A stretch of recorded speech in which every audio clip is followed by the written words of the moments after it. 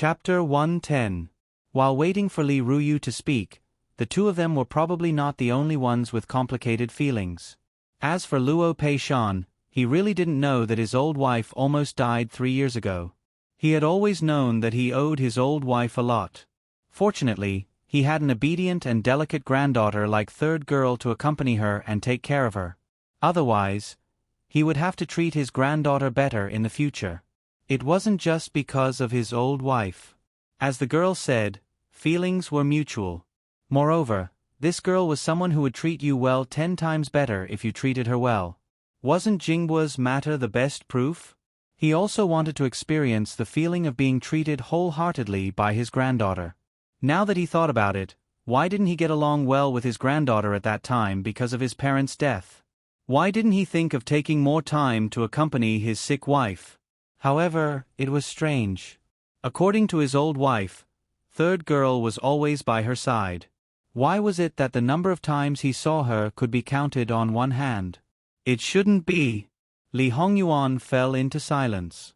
Before Wan Wan came to the capital, although he had been paying attention to her for the next few years, the hidden guards had only sent back a few words. How could he have the feelings of the person involved? He thought that he was a cold-hearted person who had seen through everything in his previous life. He even suspected that if Wan Wan hadn't died in his previous life and he could have gotten what he wanted in the end, then when he had another chance in life, he might still want to marry Wan Wan, but he shouldn't have such a deep obsession. But in reality, after listening to old Madame Luo's words, he felt that his obsession would only be deeper. It was said that he was the final winner in his previous life, but the victory was too tragic. He had to spend several years to rectify the situation and stabilize the country. His body couldn't take it anymore. If Wan Wan was by his side, she would definitely be by his side at all times, taking care of him carefully and never leaving him. She has been taking care of your sickly body for 10 years. When you have a healthy body, will you abandon her? No, he would only hold her tighter in the palm of his hand, occupying all of her care and attention, stingily sharing it with others. Wan Wan had touched him beyond his imagination. If he couldn't get what he wanted in this life, he would probably go crazy. Moreover, he had always thought that imperial concubine Su treated him wholeheartedly, except for 1 or 2 things. But obviously, that was not the case. She was truly wholeheartedly devoted to him and would definitely not mix in anything bad. The other people present, especially those old princes and princesses, used to think that their children were very filial and showed off outside from time to time. Fortunately, they didn't meet someone like Madame Luo. Otherwise, wouldn't they be waiting to be slapped in the face? It was said that without comparison, there was no way to distinguish between good and bad. Compared to Madame Luo's words, she even began to suspect that those juniors were acting. There was a saying that touched his heart the most. How could servants compare to family? Thinking back, how correct it was. If you were surrounded by servants who were meticulous and considerate, you would probably feel annoyed and rarely smile. However, if your family was by your side, even if it was just a casual chat, you would feel happy. As expected, none of those filial sons and grandsons were truly attentive. Otherwise, how could they not know what the elderly really needed? After the suspicion, they were a little angry. After the anger, they began to envy. Why didn't they meet such a good grandchild? This Luo Chanshe was too lucky. Therefore, this group of living ancestors began to nitpick after returning. In the past, everything was good, but now everything was not pleasing to the eye. However, these living ancestors still had a temper and refused to say what their children and grandchildren did not do well. In their minds, if the other family's granddaughter could think of it, could it be that they were made of wood and couldn't think of it? This made the children and grandchildren badly battered. Those who were truly filial repeatedly begged for mercy when they were lectured. As for those who were really just putting on an act, they were caught off guard and thought that they had exposed themselves. In a moment of carelessness, they panicked. This time, they really exposed themselves. Well, they didn't get the treatment they wanted for the time being. Instead, they exposed the true and false feelings first. Naturally, they were furious when they found out that they had spoiled an ingrate.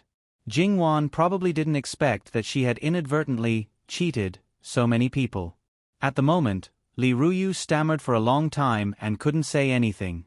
As for Commandery Prince Cheng, his heart was like dead ashes after Madame Luo's words. After hearing Emperor Li's words, he was completely numb. Therefore, when Li Ruyu looked at her for help, she didn't respond at all. Ruyu, you don't need to look at your mother. His Majesty is asking you. You just need to tell him everything in detail. The Empress said lightly. She didn't speak harshly, but the women in the harem all knew that she had completely given up on Li Ruyu and didn't intend to help her at all. They thought in their hearts that she was really heartless. However, if they were in her shoes, they would also give up Li Ruyu without hesitation in the current situation. It was a pity that they couldn't use this matter to attack the Empress. However, the Empress had suffered a great loss today. Tears began to fall from Li Ruyu's eyes. In the harem, Lu Chengdi had seen a lot of women cry. They looked pitiful, pear blossoms in the rain, stubborn and aggrieved. Those were his women. When he had the intention, he would coax them. Li Ruyu was nothing. She was just his niece. Originally, he was busy with government affairs and had to solve these trivial matters. Moreover, there was Jing Wan in front of him. Now that he saw Li Ruyu like this, he became more and more impatient. Enough. If you don't want to say it, I'll make you unable to say it in the future. It's not my fault. It's not my fault. Li Ruyu repeated this sentence as she cried. And it was this sentence that seemed to convince herself. It's all that little bitch Luo Jingwan's fault. If it weren't for her, Brother Lin wouldn't dislike me. She stole the person I like. Why can't I steal her fiancé? The more she said, the more she felt that she was right. In the end, she even shouted loudly. Everyone looked at each other in dismay. Madame Luo's face was livid. She only thought that Wan had embarrassed her. She didn't expect that it was such a groundless accusation. Wait, Ruyu, who is the Brother Lin you mentioned? Is there a fourth person involved in this matter? Your Majesty, Ruyu is talking about Yilin. The Empress dispelled Emperor Lu Chengdi's confusion. The Luo family's girl stole Yilin? What kind of nonsense is this? Your Majesty, Princess Ruyu is purely slandering. When I first entered the capital, I took my granddaughters to Duke Ding's manor as guests. Because Third Miss has been infatuated with flowers since she was a child, when she was talking about flowers with the young miss in Duke Ding's manor, Sun Bingbai accidentally overheard it. Hearing that Sun Bingbai was also someone who loved flowers and plants very much, he probably said a few words. At that time, Princess Ruyu wanted to beat and kill him, without the slightest bit of a girl's upbringing. Princess Ruyu insulted and hurt people first, so my granddaughter was angry and humiliated her. Because of similar matters, Princess Ruyu has laid her hands on quite a few young ladies. Sun Bingbai has long hated her actions to the core. On the spot, he declared that even if he became a monk, he would not take Princess Ruyu as his wife. However, Princess Ruyu blamed this on my granddaughter. This is simply unreasonable. Madame Luo's sharp gaze stared at Li Ruyu. A girl's reputation was greater than the heavens. How could she let others ruin it?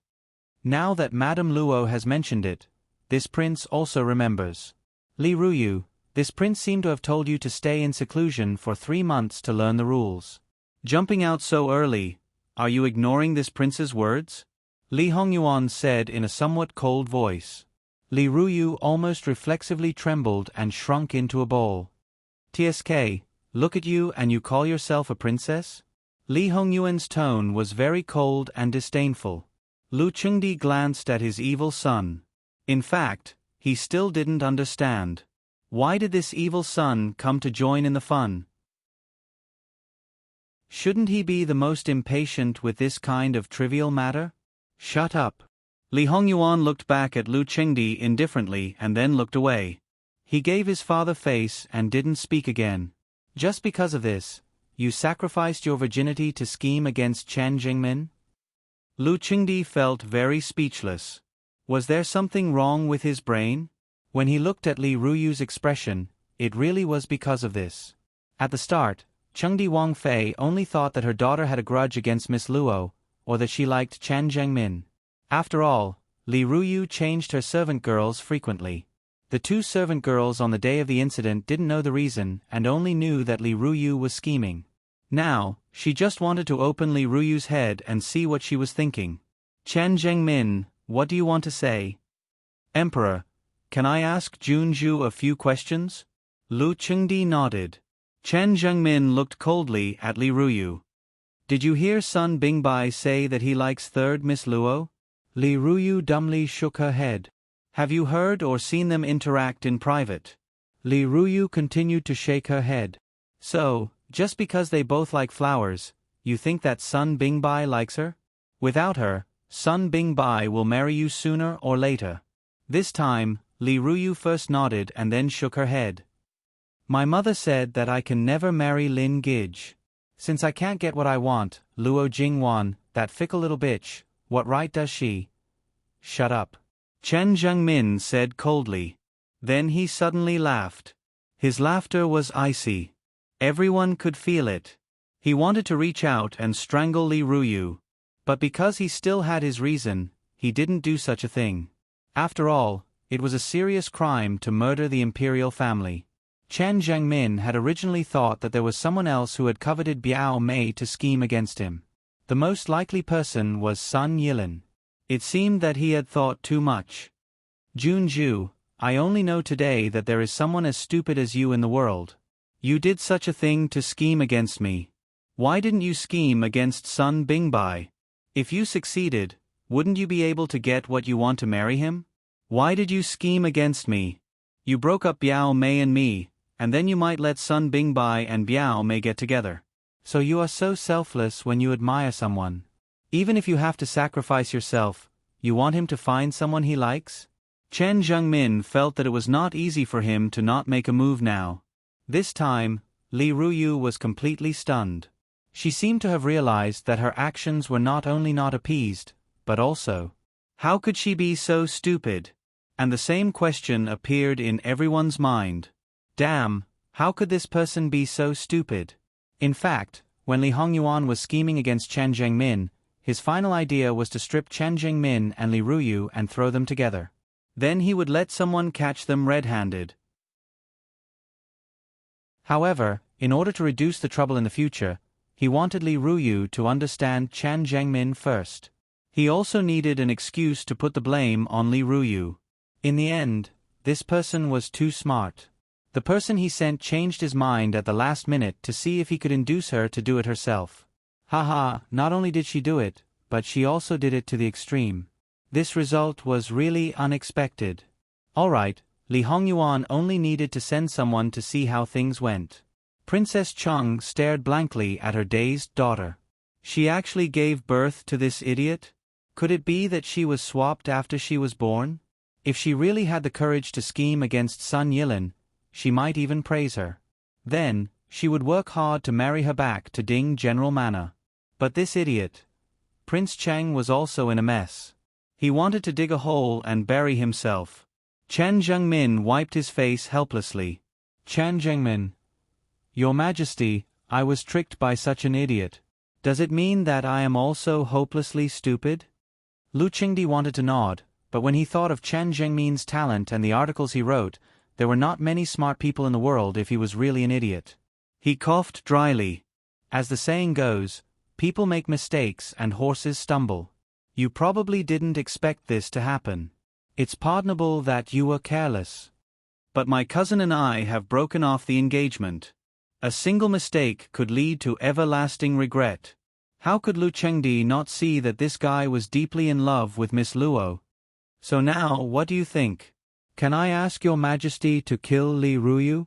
Can I ask your Majesty to grant a marriage between my cousin and me?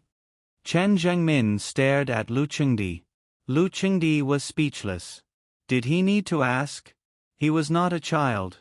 Could he say something more reasonable? Li Hongyuan just thought that he would let bygones be bygones and let him go for the sake of marrying an idiot. But at this time, he still dared to covet his wife. If this could be tolerated, what else could be tolerated? No. Then I will marry her. Chen Zhengmin said with an extremely indifferent expression. But everyone knew that Li Ruyu would not have a good life after marrying him. An enemy who ruined a good marriage, how could you expect him to treat you well? There was no such good thing in his dreams. No, I don't want to marry him. No matter how slow Li Ruyu was, she could feel Chen Jingmin's hatred for her. Even if she was a commandery princess, he had no respect for her. If she married him, she would end up miserable. Isn't it too late to say this now?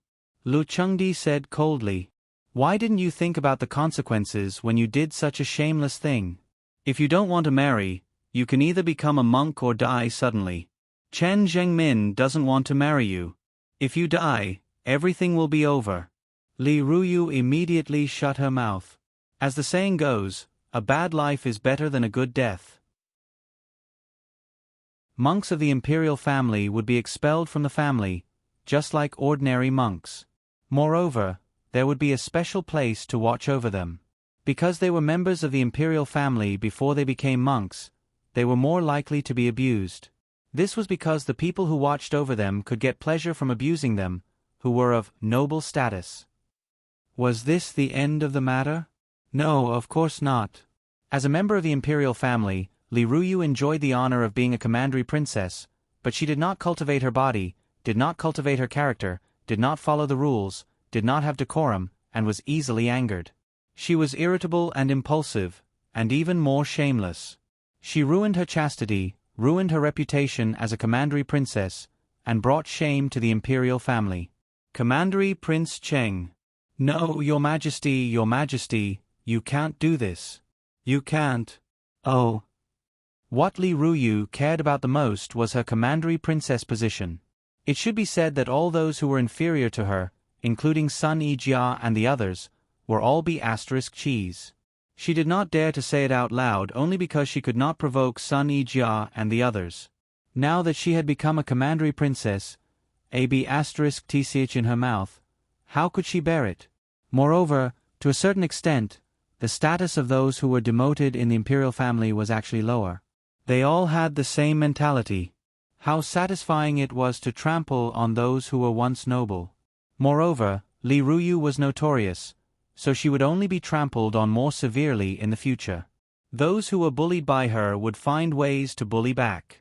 It was not that no one could say no to Lu Qingdi, but that person was definitely not Li Ruyu. Therefore, as soon as she opened her mouth, she was directly blocked by the palace servants of Kunyi Palace. Lu Chengdi coldly glanced at Li Ruyu, clearly showing her what it meant to have the power of heaven that could not be swept away. He then looked at Commandery Prince Cheng with hostility.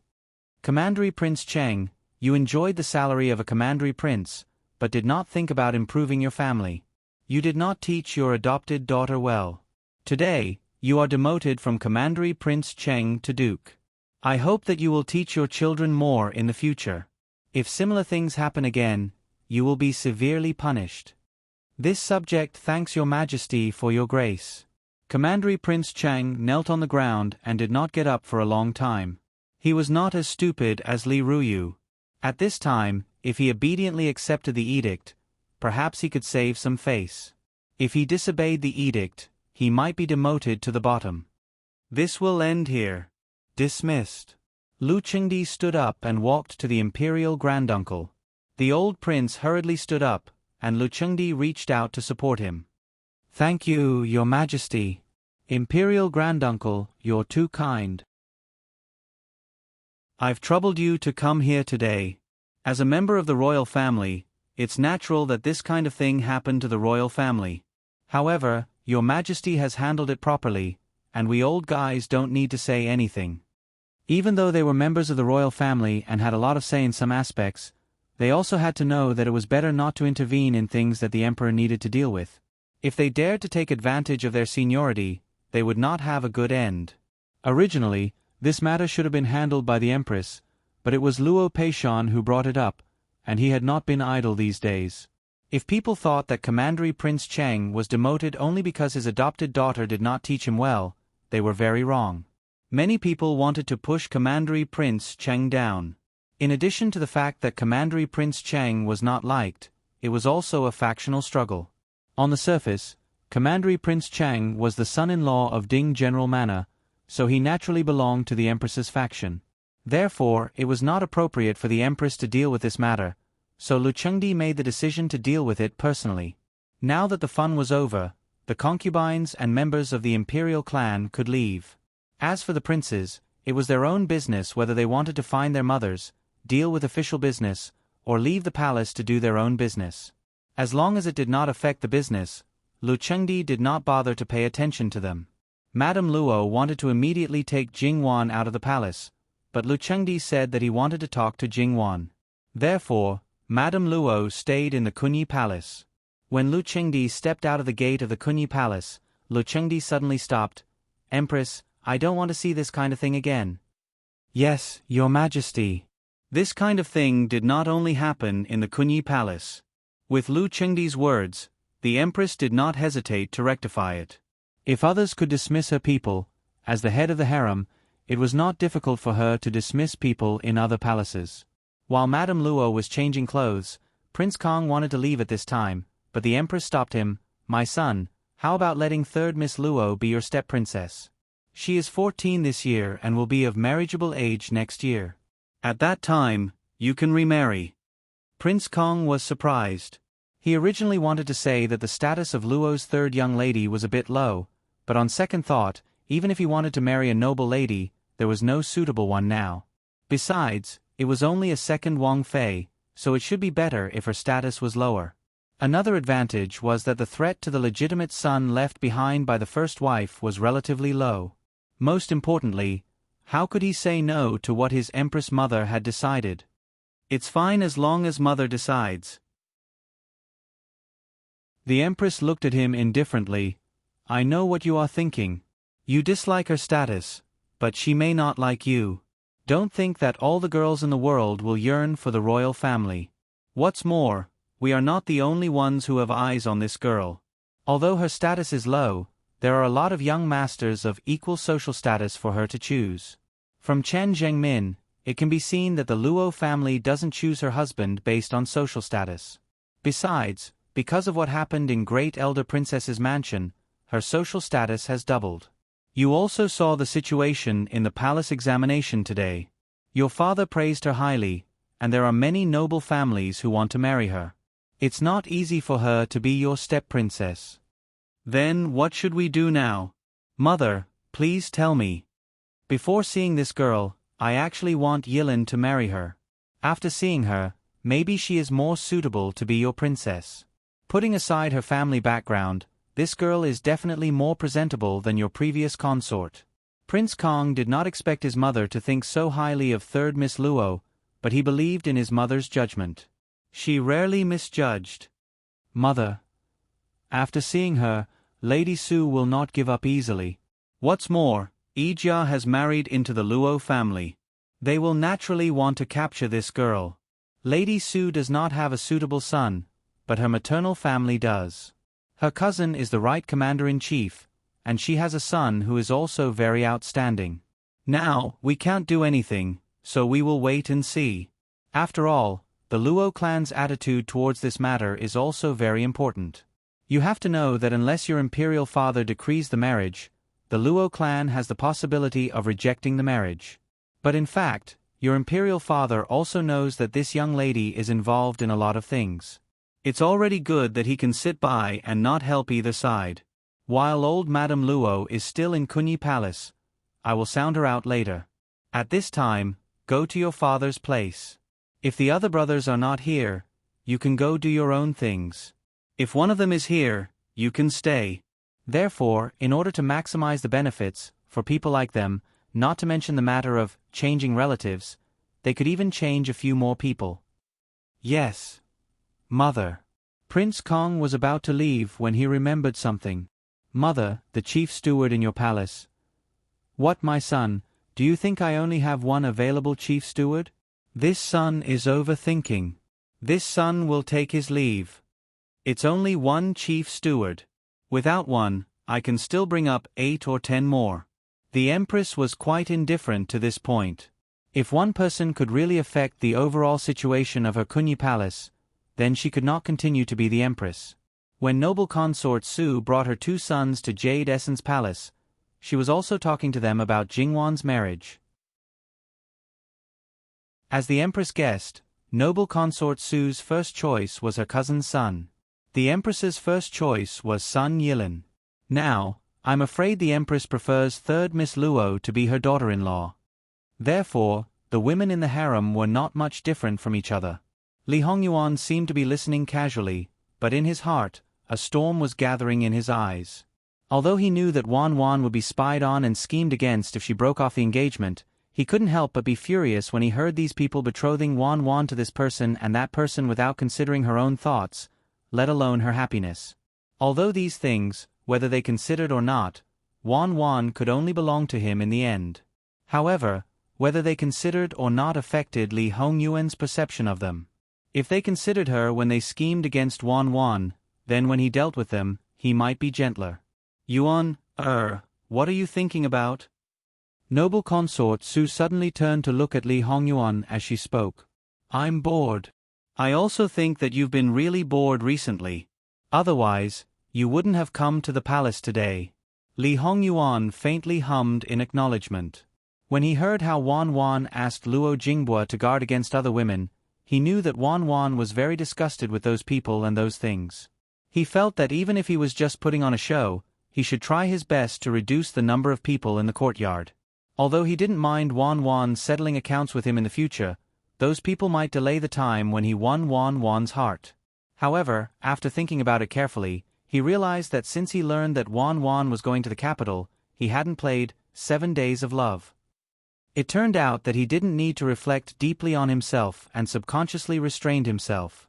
When did he, Li Hongyuan, become so obedient? Very good, he found another reason for Wan Wan to compensate him. Yuan, how about letting third Miss Luo be your princess consort? Noble consort Su said with a smile. Mother. Li Hongming subconsciously wanted to stop her. This matter couldn't be done like this. Noble consort Su glanced at him, and Li Hongming could only shut his mouth. Li Hongyuan didn't react. Mother, do you want to become enemies with Luo Shongshu? It mainly depends on whether you like it or not, Yuan.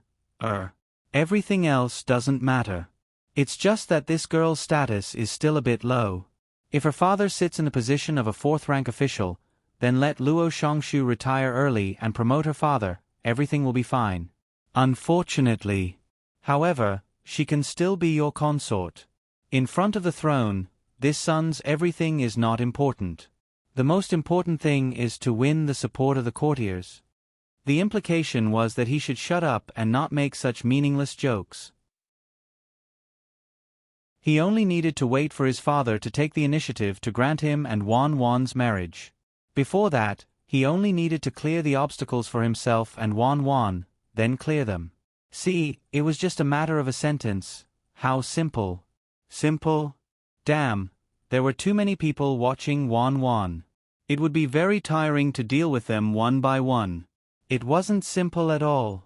Wan Wan's current situation was much more complicated than in his previous life. At that time, he didn't know the specifics, but at most, the Chen family would break off the engagement in 2 days. Princess Chen Zhengmin still had some say, but she was unknown. It was only a month later that she was suddenly schemed against and set up a second fiancé. Then, she got married not long after she became of age, and it was when the man was in mourning. However, she didn't have to wait for another 3 years. Speaking of which, at that time, the Luo family actually wanted her to wait for 3 more years, right? Why did they let her get married at that time? There must be a reason behind it. Unfortunately, Li Hongyuan basically didn't know about Wan Wan at that time and didn't pay attention to her at all. How could he know the reason? Old Madame Luo's words indeed have an impact on Yuan, right? Noble consort Su sighed softly. Li Hongyuan frowned slightly and looked at noble consort Su. Imperial Mother is thinking too much. It's not like I can't feel how Imperial Mother treats me. There's no need for Imperial Mother to use this method to prove anything. Yuan, Imperial Mother first wants the best for you. Everything else can be considered later. Li Hongyuan glanced at Li Hongming. Sacrificing the interests of your own son to fulfill the love of your adopted son. It's no wonder your biological son always thinks that you're biased towards your adopted son. You've already done those two things. What's the point of doing these things to this extent? Imperial Mother, you don't have to worry about me. Noble Consort Su smiled. That's right, Yuan. Imperial Mother heard that you asked for a secret skin-nourishing recipe from the Luo family's third young miss and prepared to give it to Imperial Mother. Imperial Mother has been waiting, but I haven't seen it until today. I forgot. Li Hongyuan said indifferently. Noble Consort Su covered her mouth and laughed because she felt her son's awkwardness. That Luo family's third young miss is really too much. If you didn't ask her for it, she wouldn't have taken the initiative to give it to you. She took the initiative to give it to me? Does she still want her reputation? All right, remember to give it to Imperial Mother to try. Imperial Mother sees that Luo family's third young Mrs. Skin is so good that I have nothing to say. I know. Li Hongyuan was a bit impatient. Women are troublesome. Little brat, what are you saying? Noble Consort Su raised her hand and patted him. Li Hongyuan frowned and resisted the urge to avoid it. Seeing that her son was really annoyed, Noble Consort Su refused to let him go. Imperial Mother looks, Yuan-er's skin is also good. As a man, your skin is a bit darker. Otherwise, you wouldn't be able to escape being a natural beauty. Li Hongyuan's face darkened. Imperial Mother, that's enough. Noble Consort Su couldn't help but laugh. Li Hongming looked at the two of them joking intimately as if there was no one else around. And he was like an outsider. If there was someone who didn't know, who would think that he was Noble Consort Su's biological son. He clearly knew that the reason for these things was that Imperial Mother had strict requirements for him to be the heir apparent, but she was truly raising Li Hongyuan as her son. But he still couldn't help but feel jealous. Li Hongyuan had taken all of Imperial Father's indulgence and doting, and Imperial Mother's care and love. Even if Imperial Mother had promised him that Imperial Father would pass the throne to anyone but Li Hongyuan, what could he do? He had received too much, so much that it was unbearable. He had to wait until Imperial Father passed away to clean up. But other than enduring, he could only endure. Li Hongming's throat moved, swallowing down the bitterness and unwillingness. Li Hongyuan didn't need to look to understand. He sneered in his heart. Noble Consort, His Majesty had people send Luo family's third young miss out of the palace. He also sent people to Kunyi Palace to pick up old Madame Luo. Noble Consort Su was surprised. So fast? It seems that there's an emergency. I see. If it was an emergency, then it was no wonder. When it came to emergency, everything else had to be put aside. His Majesty actually directly sent her out of the palace. It seems that he doesn't want to leave her in the harem for us to meet alone. What do you think His Majesty means? Could it be that he had some thoughts? Imperial Mother, Imperial Father wouldn't be so out of line. Li Hongyuan interrupted her. If he really had such thoughts, even if it was his father, Li Hongyuan, he wouldn't be able to avoid committing regicide and killing his father. Anyone who tried to snatch her away from him, no matter who they were, would become his enemy and be killed without mercy. All right. After all, this girl isn't the daughter of a local official. Your Imperial Father hasn't held a draft for many years. The young and beautiful girls in the harem were basically sent here by the local officials. Noble Consort Su said with a cold smile. That's why I say that women are troublesome. Your patience with women can never exceed 7 days. A Ken will leave first. Li Hongyuan impatiently turned and left. I'll go get the secret recipe for you. Imperial Consort Su smiled. Her son probably didn't have much patience for the same woman. However, as his mother, she had always been an exception. Even when he was young and was so irritable that he smashed things, he would still listen to her until the end. Although he would respond impatiently and act as if he had forgotten about it, in reality, he would remember everything clearly. Li Hongming remained silent. If he opened his mouth now, he would probably only be scolded. Li Hongyuan rudely stopped Jing Wan. Third Miss Luo, don't you still owe this prince something? Jingwan nodded. Prince, can you send someone to the Luo family to get it later? No need. You can open a shop yourself. It's really useful. This prince will take the things and directly send them to the palace. How much money do you want? Tens of thousands or hundreds of thousands, it's up to you. What this prince lacks the least is money. https://www.bicken.com/11/11807/6653023. HTML. Click here to report an error. Registration is not required. We will deal with it as soon as possible. After reporting, please wait patiently and refresh the page. Please remember the domain name of this book: www.bicken.com. Biku Gur mobile reading website, bicken.com.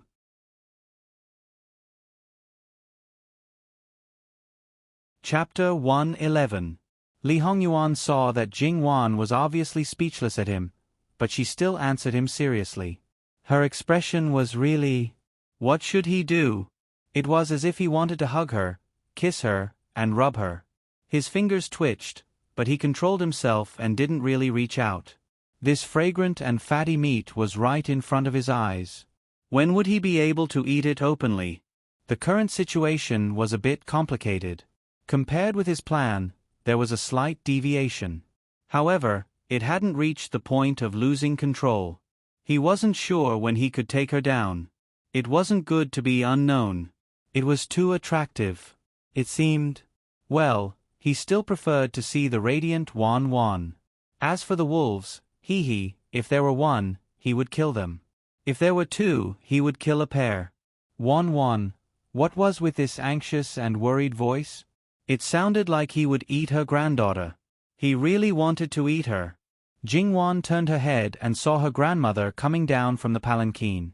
The one who came down from the other palanquin was actually her grandfather. Didn't they say that there was an urgent government affair? Grandfather couldn't be needed, but he was a first-rank minister. He should be able to listen in. Madame Luo quickly stepped forward, pulled Jingwan, and subconsciously pulled her behind her. Then she saw Li Hongyuan's dark face and realized that she had overreacted. However, what was done had been done. Greetings, Your Highness. Forget it. Li Hongyuan's body was overflowing with hostility. His eyes were dark. Even if I am a wolf, tiger, or leopard, I still have a sense of propriety. Madame Luo, you don't have to be so guarded against me. You know what kind of reputation Your Highness has. What I am guarding against is not you, but those rumors. Li Hongyuan's face was extremely dark, but this person was an elderly person and Wan Wan's grandmother, so he really couldn't do anything to her. Instead, he took out his anger on Luo Peishan, who was slowly walking over, and left in a huff. Jingwan stood behind her grandmother and actually felt very happy.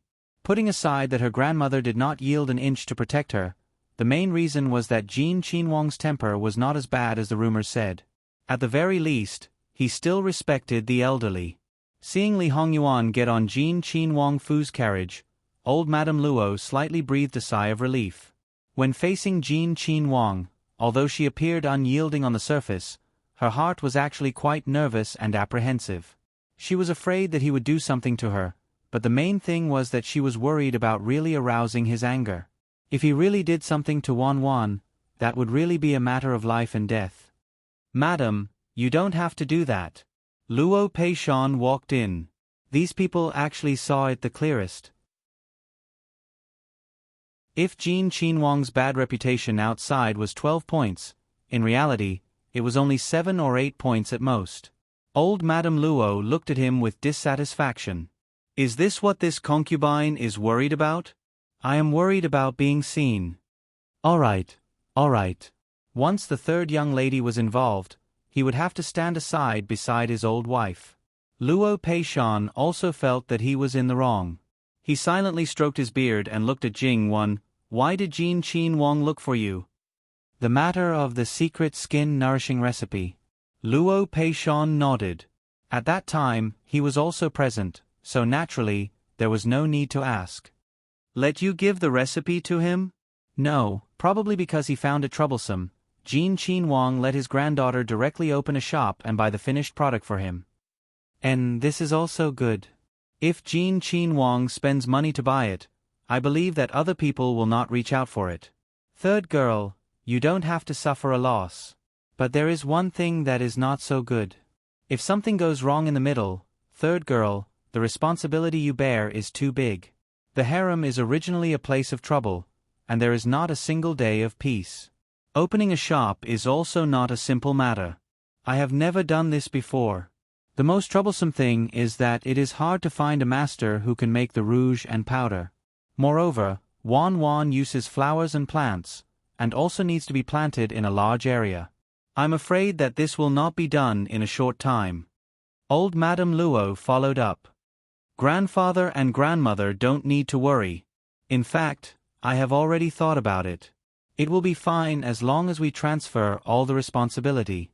Luo Peishan's eyes lit up, and old Madame Luo more or less understood Jingwan's meaning. Wan, you mean, when I go back and make some finished products, I will write down the recipe. Then, I will go to Rouge Pavilion. What kind of place was Rouge Pavilion? Even Luo Peishan, a big man, knew about it. Just from the name alone, one would know that it was a place that specialized in selling rouge and powder. There were shops in all the big and small cities in the entire Qi Yuan dynasty, and even in the surrounding countries. The concubines in the harem, except for some of their own secret recipes, all used rouge and powder from Rouge Pavilion. It could be said that Rouge Pavilion was really famous all over the world. Jingwan cooperated with Rouge Pavilion, so it could be said that even if something went wrong, she would have no responsibility at all. She did not have to worry about the workers, the flower fields, or anything else. The only thing she had to do was to come up with the recipe and then sit back and collect the profits. Our third girl is so smart. You came up with a solution so quickly. Jingwan smiled. Grandfather, you flatter me. In fact, I had this plan for a long time, but I didn't find the time. Now, the timing is just right. You are really not polite. Aren't you afraid that they will not agree? Jingwan smiled and looked meaningfully at Madame Luo. Grandfather, do you think they will not agree? Madame Luo reached out and patted her. You are getting more and more outrageous. You even dare to make fun of your grandparents? Jingwan immediately dodged nimbly and jumped behind Luo Peishan. She stuck her head out and said with a smile, Grandfather, am I wrong? Luo Peishan looked at Madame Luo's face. Not only did she have fewer wrinkles than her peers, but she also didn't have those spots. He stroked his beard and said with a smile, You're right. Jingwan smiled even more happily, but Madame Luo couldn't help but blush. She spat at Luo Peishan. Old man. Luo Peishan also couldn't help but laugh. His wife was in good health. Although his children and grandchildren were a little unsatisfactory, they were all okay overall. Moreover, he had such a lovely and obedient granddaughter like third girl. He had been in a good mood recently and was full of energy. And, to be able to have such a good life today, what more could a husband ask for? Girl, let's go. Let's ride together with grandfather today. Grandfather, you don't have to go to the Ministry of Rights Yamen and can go straight home. And you can go straight home. Since that was the case, Jingwan didn't say anything else. As for why he didn't have to participate in the urgent government affairs, that wasn't something she could ask. Thus, she directly took Luo Peishan's arm and supported him like she usually did with Madame Luo. Grandmother, then I will go with grandfather? Madame Luo looked at Luo Peishan's very satisfied expression and couldn't help laughing and nodding. Madame Luo got into the Luo family's other carriage, but Mama Gong didn't follow. Instead, she chose to follow Luo Peishan's carriage.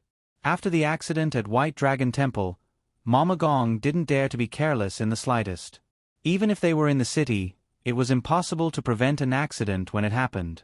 Luo Peishan's manservant didn't dare to see a middle-aged mama follow the carriage while he sat next to the coachman. Thus, he obediently gave up his seat and walked by himself. Mama Gong glanced at his small body that wasn't very strong.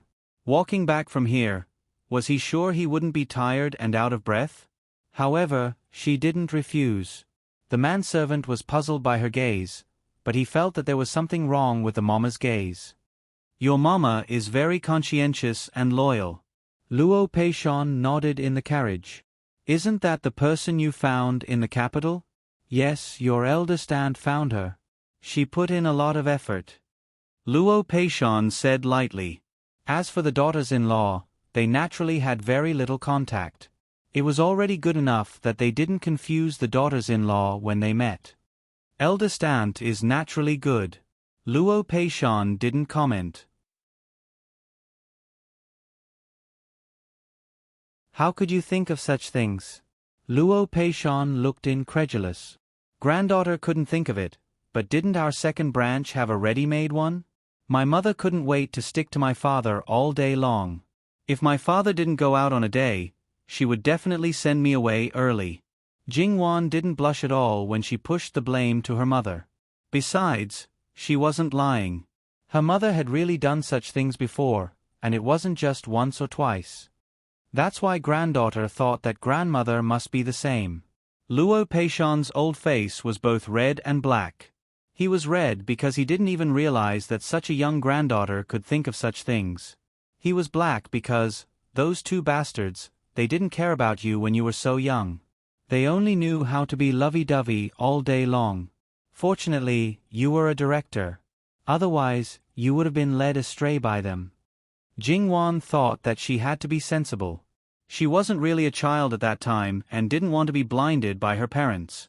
She couldn't make a scene, roll around, and refuse to leave as a third wheel.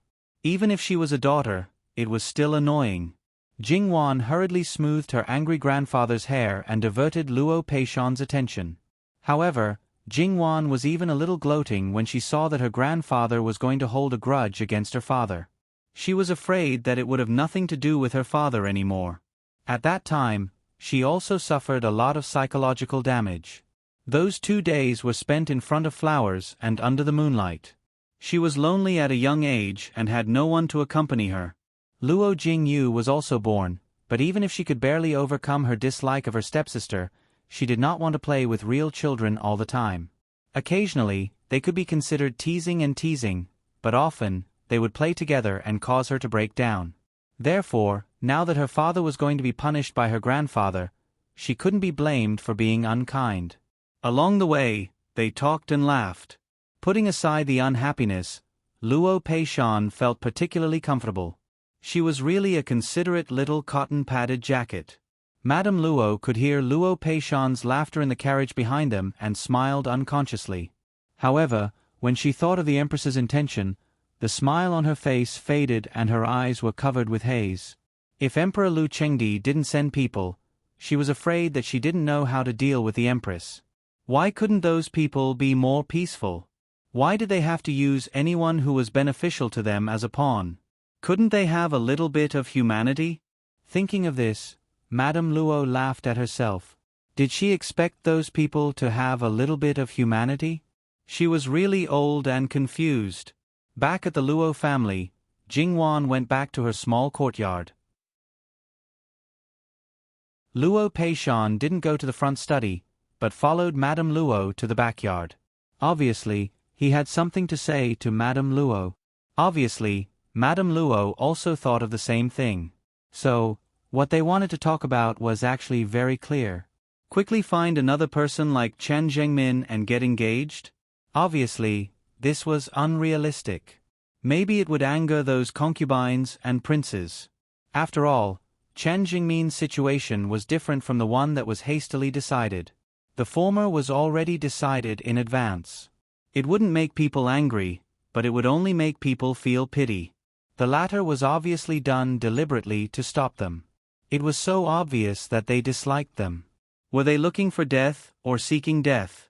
Maybe they would do something unreasonable. Whether it was for Jingwan, for the Luo family, or to not implicate the innocent, Jingwan's marriage couldn't be decided easily, let alone at will. However, to let Jingwan's marriage become another competition between those people. Whoever won would have the final say.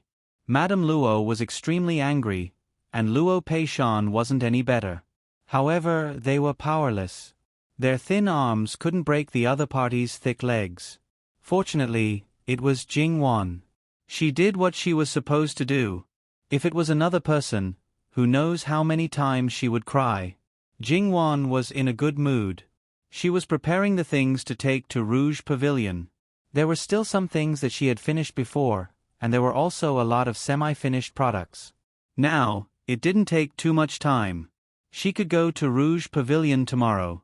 When Jing-wan was done, her wet nurse brought 2 servant girls to see her. She said that they were bought not long ago and added 2 more servants to Jing-wan's place. Now, these 2 were just brought for Jing-wan to take a look. If she wasn't satisfied, they would be sent elsewhere and replaced with someone else. The 2 maidservants were a pair of beautiful twin sisters. They looked very similar, but one of them was fairer while the other was darker. Their skin was darker than most people's. Moreover, it was obvious that they were not tanned. They were naturally tanned, because whether it was their necks or their hands, the color was very uniform. As for their faces, it was not worth mentioning. These 2 people should be fraternal twins. In fact, when Jing-wan's wet nurse was called to pick servants, she only picked the fairer one. She didn't want the darker one at first, but the 2 sisters begged the wet nurse, and the wet nurse brought her back for her young lady to take a look. When the darker servant girl saw Jing-wan looking at her, she shrank back uncomfortably.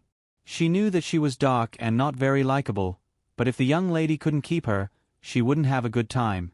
After all, they were deliberately sent to the Luo family to serve the Luo family's 3rd young lady. Young lady, don't drive this servant away. Although this servant is a little ugly, this servant is very capable. This servant can do anything you want. Jing-wan laughed. I didn't say I wanted to drive you away. Besides, even if you're a little dark, you're still a little beauty. It was just that her clothes were a little too horrible to look at.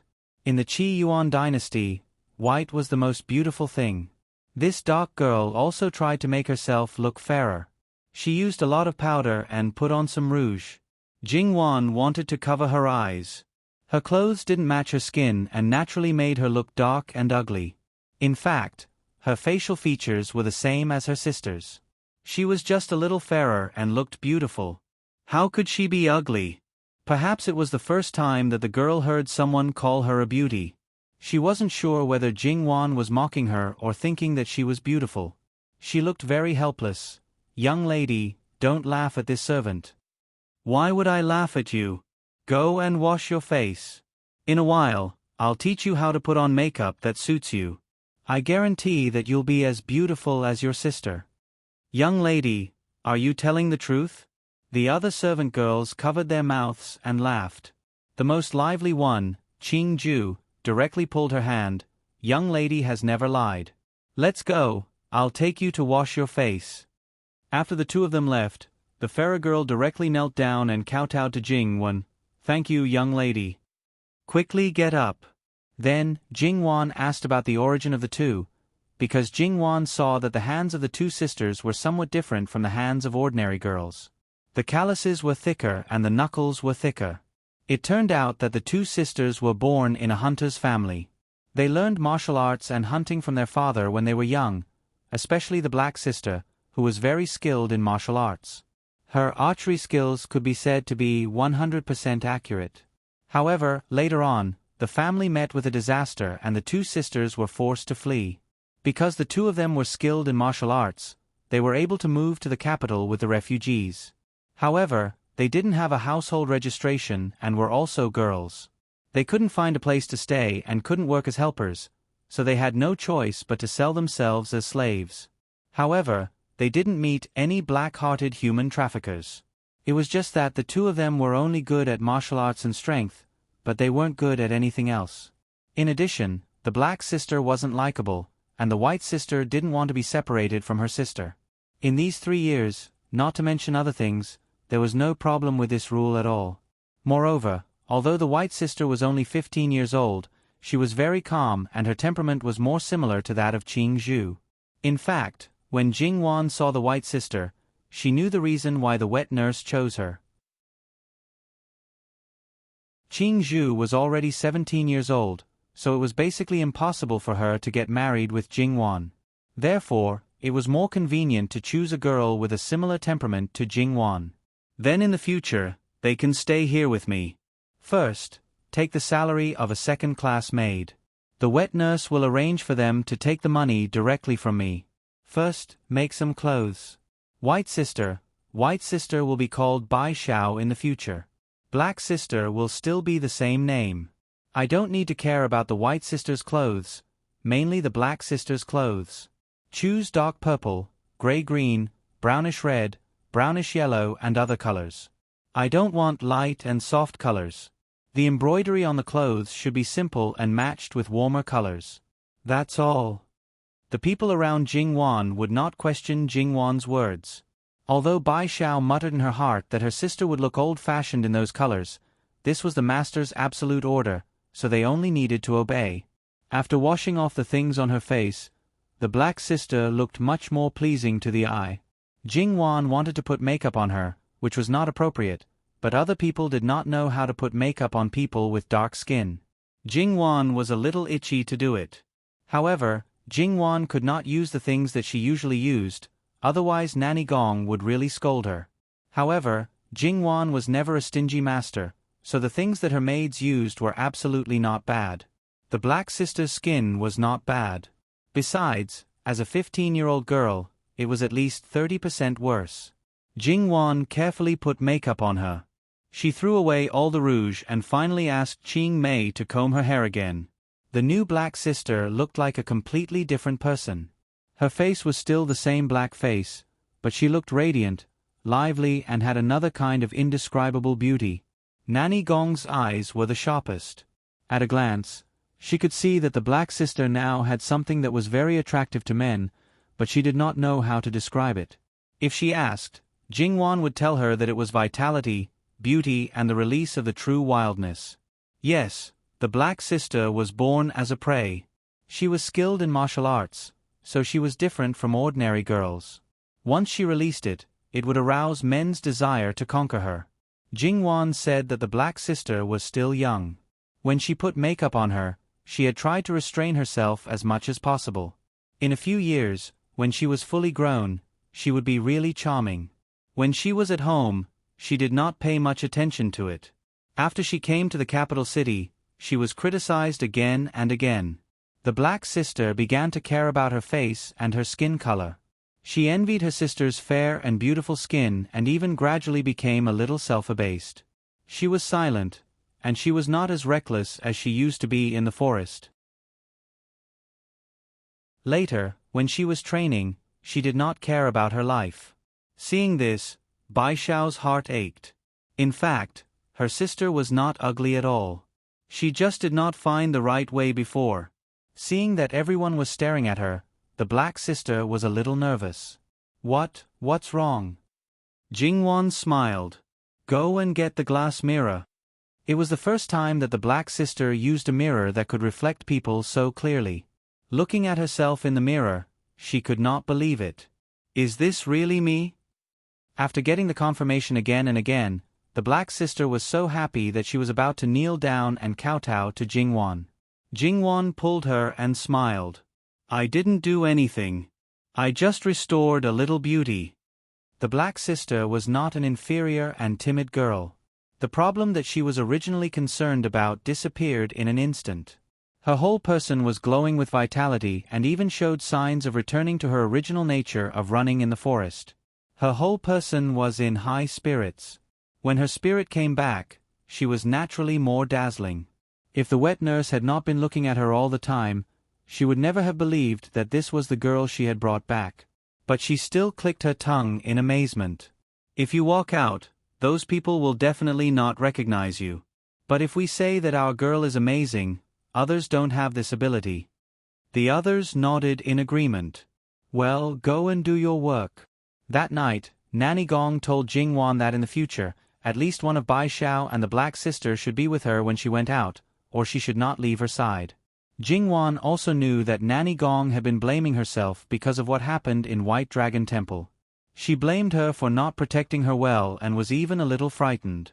Now there were 2 more girls who knew martial arts, which was probably just what she wanted. However, in less than half a day, Nanny Gong was relieved to let them protect her. Did she trust these 2 girls so much? Jingwan agreed. The next day, when paying respects to Madame Luo, Jingwan took the Black Sister, a unique beauty, out to show off. When this group of people was bought, Madame Luo had seen them once. Because the Black Sister was very unique, she naturally noticed her. However, she did not look like a crafty girl. Since she had already entered the mansion, she should keep her. But she did not expect that when they met again, she was not only in the 3rd girl's courtyard, but also completely changed. She is a good girl. In the future, she will serve your girl with all her heart. Don't worry, Madame Luo. I will serve you well. Madame Luo nodded again. She had been taught the rules well. She also asked Madame Luo about going out, and naturally, she agreed. Jingwan knew that Luo Jingying had been looking at her, but she did not say anything. It could be seen that she would not make trouble for the time being. When they went out, Jingwan was going to choose 2 of the 4 maids. However, Qing Zhu took the initiative to ask Bai Xiao to replace her. It seemed that she also understood the meaning of Bai Xiao's existence. Jingwan did not object. The Rouge Pavilion was located in the most prosperous area of the East District. Although there was no obvious distinction between the wealthy and the commoners in the capital, most of the valuable things was still concentrated in the East District. Most of the people who came in and out of the Rouge Pavilion were dressed in luxurious clothes. The curtain was lifted a little, and Jingwan looked at the bustling scene outside. There were many people like Jingwan coming and going, so she did not have to worry too much. Young lady, we have arrived at Rouge Pavilion. Jingwan alighted from the horse carriage. No matter what, there were fewer people entering Rouge Pavilion than she expected. Wasn't it famous? Perhaps Nanny Gong saw Jingwan's confusion, so she explained, "Young lady, there are several Rouge Pavilions in the capital city. The things in this place are the most expensive and the best. Rouge Pavilion has been around for so many years, so basically everyone knows what is in it. Basically, everyone has something they are used to. When they run out of things, they can just ask the servants to come and buy more. There is no point in staying there, so after a long time, it has become like this." Upon closer inspection, it was true that many of the well-dressed and exquisitely dressed girls were actually servant girls. Most of them came and went in and out alone. Jingwan and the others entered the store. The store was filled with dazzling items. There were actually quite a number of people buying things. Just as Granny Gong had said, if they wanted anything, they just had to say it. The waitresses in the store would take the things for them. They paid and left. Basically, no one stayed. The waitresses in this shop were naturally very perceptive. When they saw Jingwan and the others, they could tell that they were new customers. Hence, a waitress came up to them with a smile. "Young lady, how may I help you?" "I am looking for your shopkeeper," Jingwan said bluntly. The waitress was slightly taken aback. "Young lady, please wait for a moment." She asked another waitress to go upstairs, while she led Jingwan and the others to a place inside. Jingwan did not expect that there would be an elegant little compartment here. Through this little compartment, Jingwan knew that the person who decorated this place was very interesting and tasteful. Jingwan looked at the things on display in the treasure pavilion. They were not expensive, but each one was very exquisite and had their own uniqueness. It seems that 3rd young lady Luo likes the things here. Jingwan turned around and saw a middle-aged woman. She obviously had the dignified temperament of a noblewoman, but the way she dressed was dusty. Of course, this was only the opinion of Nanny Gong and the others. In Jingwan's eyes, she did not feel that way. She just wore a little thinner, and her clothes were a little tighter. Furthermore, her figure was a little better. She was not particularly beautiful, and there was a red mole below the corner of her right eye. It was not big, but it was so red that it seemed like it was going to drip blood. This was a very charming woman. Not to mention when she was young, even now, she was very popular among men. "Madam, do you know me?" The woman laughed and trembled with laughter. "Oh, It's the first time that someone called me madam. You can call me Yun Nyang. That's what others call me. I was also there on the birthday of Great Elder Princess. Jingwan nodded. Yun Nyang, are you the shopkeeper here? No, but Rouge Pavilion is mine, Yun Nyang said with a smile. Oh, it seems that I came at the right time today. Yun Nyang's smile deepened. Few people were not surprised to know that she was the owner of Rouge Pavilion, especially a little girl who was born in the backyard of a mansion. However, it was also possible that she had limited knowledge and did not know what Rouge Pavilion meant. However, judging from her performance in Great Elder Princess's mansion, she did not seem to be a short-sighted person. Miss, please sit down. Then, she asked the waitress to serve Jingwan tea. Miss, you came to see the shopkeeper as soon as you came here. What's the matter? At Jingwan's signal, Bai Xiao put the wooden box in her arms on the table and opened it. These are some things I often use. Yun Yang, can you take a look? Yun Yang narrowed her eyes slightly. She had basically known the purpose of Jingwan's visit. No need to look at them. I can look at you. She took out a flat jade bottle and tried to open the lid, but failed. Qing Lan stepped forward, twisted the lid twice, and opened it. Yun Yang stroked the two threads on the edge of the jade bottle and said, "What a delicate idea." Then, she dipped her finger in some milky white lipstick and gently rubbed it on the back of her hand. There was a faint camellia fragrance.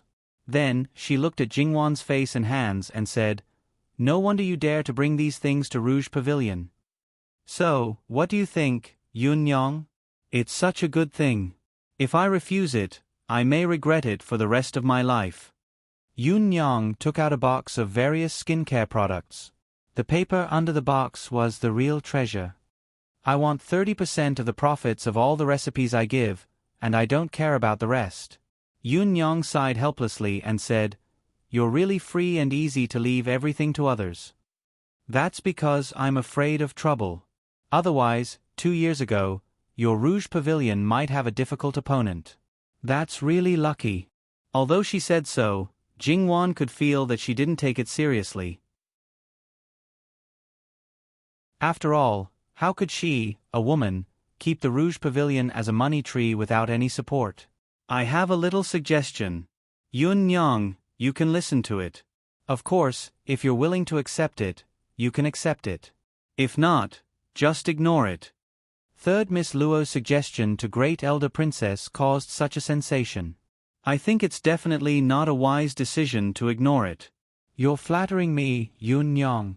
Jingwan just talked about the packaging. There was no need for publicity at all. After all, Rouge Pavilion was so famous. Fine packaging was definitely a great way to increase the value of goods. When the quality was improved, the value of the goods might soar 10 or even 100 times. Wooden boxes, silver boxes, gold boxes, jade boxes, and those inlaid with gems. Wooden boxes can also be made of different kinds of wood, and then they can be packaged in a set of several kinds.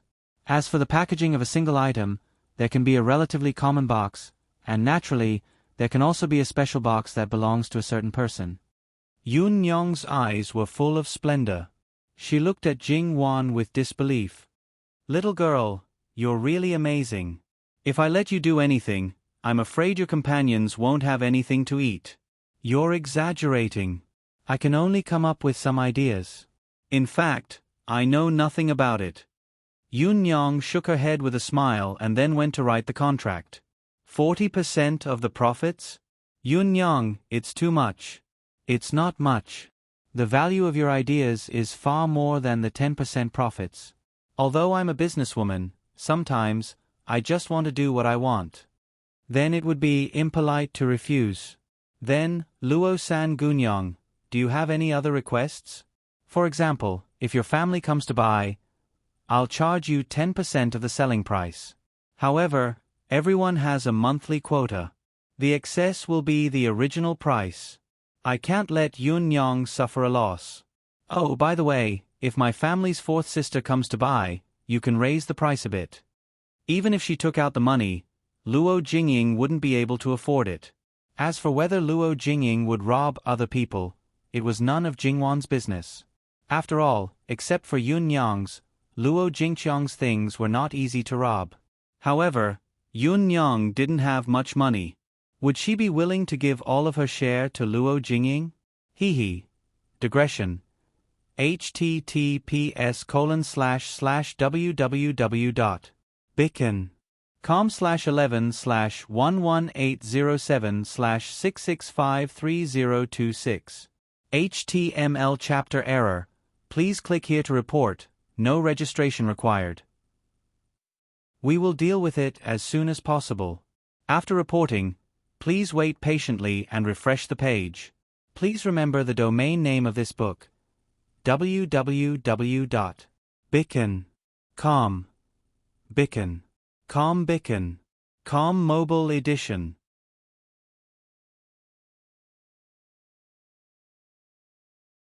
Chapter 112. Don't say that Jingwan was black-hearted and set such a high price for the things she took out. From the beginning, her things could not be sold as commoners. How could you try to sell things that were sent into the palace as commoners? In this way, she might as well set the price as high as possible. No matter where it was, there was a mentality that the higher the price, the better the item. The more unique it was, the more it could stand out from the masses. This often meant that it had an extraordinary status. Many people also enjoyed the unique sense of superiority of, "I have something that you don't have." If they pushed it out in this way, there was no need to worry that no one would buy it.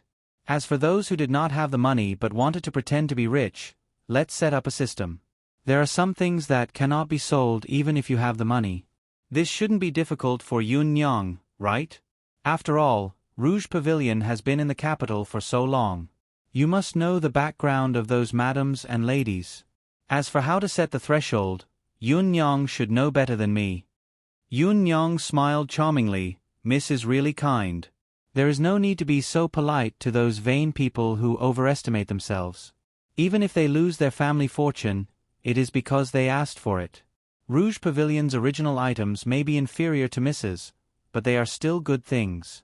However, even if they are the best, they may not be suitable for everyone. Some people simply do not understand that the most suitable for them should be the best, but they choose the most expensive ones. Not only is it a waste of money, it may also cause them to suffer. In the end, they will blame it on Rouge Pavilion. This servant is too lazy to care about them." In a place like the capital, there were as many officials and nobles as dogs. There were too many people who could not be offended. Yun Yang dared to speak so arrogantly. Her backing was probably not small. It must be said that the strongest backing was none other than the person who was in charge of the world. Yun Yang was a middle-aged woman, but she was still charming. She was even more charming than many young ladies. Could it be that she was a Luqingdi who had some unclear first, second, third, and so on? For a moment, her imagination ran wild. Yun Yang saw that Jingwan was looking at her in a daze. She touched her face and revealed a particularly charming smile. Could it be that this servant is especially beautiful today, and even Miss has been charmed? Jingwan, who was being teased, didn't have the slightest self-awareness. She smiled in all seriousness. Yes, Yun Yang is indeed very charming. One had to know that sincere compliments from the same gender were often more pleasing than compliments from the opposite gender. Obviously, Yun Yang was really pleased by Jingwan, and once again, she laughed until she was trembling. "You are such a lovely girl. No wonder great elder princess, who doesn't like to get involved in other people's affairs, likes you so much. Yun Yang is flattering me." Jingwan became more and more interested in Yun Yang's origin. Because Yun Yang urged her to stay, Jingwan stayed in the Rouge Pavilion for a while longer. The tea and snacks were very good. During the period, they also talked about a lot of other things. Then, Jingwan found that Yun Yang was actually a talented woman. She knew history, was good at poetry and music, and was also very good at painting and calligraphy. The paintings on the wall in the compartment were the best proof. When Jingwan was looking at the wall, Yun Yang was really looking at Jingwan. "It's good to be young.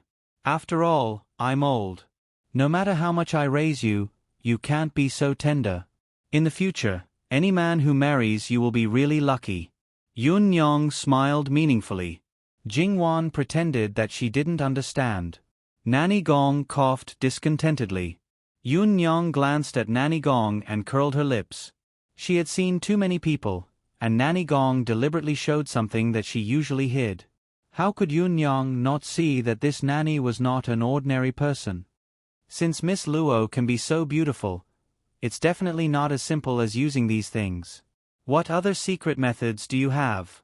Can you share them with me? To say that Jingwan could be well, it was not only because of those things. If it was really so magical, she didn't need to do anything else. She just needed to apply those things on her body. Then, all the people who had used these things would be like Jingwan. Then, the beauty industry would reach the peak at this time, and there would be nothing left for the later generations. In fact, Jingwan didn't use many things to maintain her skin. They just played an auxiliary role. Most of the time, she nourished her skin internally.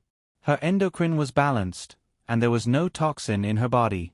In this way, it was difficult for her to look bad. Therefore, Jingwan was not stingy. She simply told Nanny Gong some methods to maintain her health. In fact, it was not only Jingwan and Nanny Gong who knew these methods. Many people knew them. It was just that what Jingwan knew was combined with what Nanny Gong knew. In addition, Nanny Gong put in a lot of effort on her, so the best effect was achieved. Therefore, after Jingwan said those things, Yun Nyong thought that Jingwan was hiding something. However, she was not a narrow-minded person. She didn't have a bad opinion of Jingwan because of this. Anyway, she was just a little girl. I have something to do, so I can't keep you here. After the things are made, I'll ask someone to send them to you. If there is something not satisfactory, you can tell me. Jingwan also saw that Yun Nyong didn't believe her, so she didn't say anything more. She just got up and left. Yun Nyong asked someone to pack a large bag of various rouge, face powder, and creams from Rouge Pavilion for her. Of course you don't like these. But there should be many people who like them. After all, there are several kinds of them, which are used by the concubines in the palace.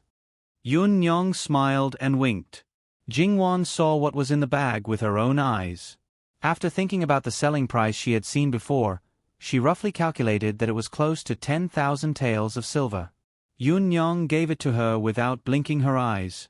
Seeing this, Yun Nyong was quite speechless. They were all rich people. Jingwan, who thought that she was a little rich woman, would never think of herself as a rich person in the future. Jingwan, who was shocked, left Rouge Pavilion expressionlessly. She didn't think about it. She gave away treasures like the 18th scholar just like that. That was more valuable, okay? After Jingwan and the others left, the smile on Yun Nyong's face disappeared. At that moment, her aura became fierce. Even though she was still wearing clothes, you couldn't feel the slightest bit of the aura of a prostitute. If Jingwan saw her now, she would probably use 2 words to describe her: Queen. She casually ran her fingers through her hair. Take the things away and let the masters quickly make it. Then, make a place for it in the shop. As for what third Miss Luo said, you all heard it. I don't think I need to tell you the specifics. Yes, mistress. The 2 maids beside her respectfully replied. Yun Nyong picked up the teacup and took a sip. Her movements were elegant and noble, and her expression was somewhat unpredictable. In the Luo family's carriage. Nanny, do you know the origin of Yun Nyong? Jingwan asked. Nanny Gong's expression was somewhat grave and hesitant. It was the first time Jingwan saw such an expression on her face. Jingwan became more and more curious. What's wrong? Does Nanny not know, or is it inconvenient to say? Young miss, if this servant's guess is correct, Yun Nyong's identity is not ordinary. Nanny Gong looked at the 2 maids in the carriage. It's not good to know too much. Jingwan understood that Yun Nyong was not like what she thought. She had the emperor as her lover, so she must have some other background. Yun Nyong was a woman who looked like she was tainted with the dust of prostitution. She was the kind of person that the women in the inner residence hated the most. However, they didn't refuse the things from the Rouge Pavilion. On one hand, it might be because the things from the Rouge Pavilion were really good. On the other hand, it might be because they knew that Yun Nyang wasn't an indecent person. As for Yun Nyang's identity, she would have to find another time to ask in private. Jingwan returned to the Luo family. Then, she bumped into Luo Jingying in the garden. Jingwan wasn't sure if she was waiting for her. However, this time, she was very well-mannered and well-mannered.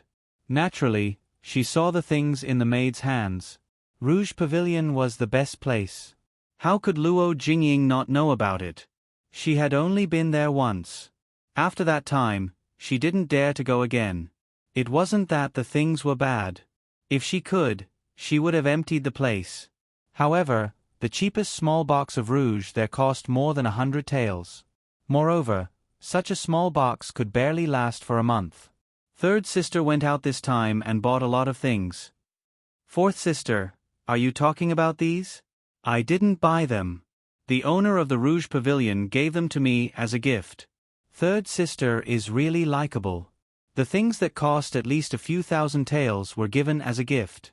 She is really generous. Yes, Yun Nyang is really generous. Yun Nyang. Although Rouge Pavilion was a place that sold things for women, it was such a big business that it couldn't be a private property of a woman, right? Luo Jingwan was puffing herself up at her own cost, or she didn't dare to admit it. Fourth sister doesn't know that the owner of Rouge Pavilion is called Yun Nyang? I thought this was a well-known thing. Of course younger sister knows. Could she admit that she had been in the capital for a few years and still be so ignorant? Jingwan nodded. The reason why Yun Nyang is so generous is all thanks to fourth sister. Because of fourth sister, Jin Qin Wang found out about third sister's secret skincare recipe and wanted to give it to noble consort Su. However, Jin Qin Wang didn't want the recipe, he wanted the finished product. But the things in third sister's hands, people who used them all said that they were good. They felt that when the time came, the people who used them wouldn't only be noble consort Su. No matter how capable third sister is, you can't make that much. It's too troublesome to open your own shop, so you simply went to Rouge Pavilion. Unexpectedly, you just happened to run into Yun Nyang. Sigh, elder sister is still troubled over how to deal with it. After all, fourth sister also knows that elder sister usually doesn't use these things. You don't want to give them all to me. Luo Jingying almost shouted out these words. Fortunately, she held it in, but she pursed her lips and gritted her teeth. She didn't open her mouth for a long time. She was worried that once she opened her mouth, she would lose her composure again. What really made her eyes red was that 40% bonus. 40%. She didn't know how much it was, but she was sure that even if Luo Jingwan didn't do anything for the rest of her life, it was enough for her to squander. Fourth sister tried every means to dig out the secret recipe from my hands. Now that she got what she wanted, I believe that it won't be long before Rouge Pavilion will release the first batch. However, listening to Yun Nyang's words, it will probably be a bit expensive. It will probably be a few times more expensive than the ones in her shop, a dozen times, or even 100 times more expensive. Fourth sister, have you prepared the money? Luo Jingying's fingernails dug deeply into her palms, but she didn't feel the slightest bit of pain. Was this the result of all her calculations? Not to mention that she was locked up for 10 to 20 days, she couldn't afford to use those things now. She suddenly regretted. She regretted being so impulsive. If she had held back and waited a little longer, perhaps things wouldn't have turned out this way. She clearly wanted to get the secret recipe and make sure that Luo Jingwan didn't get any benefits. However, she didn't achieve any of her goals.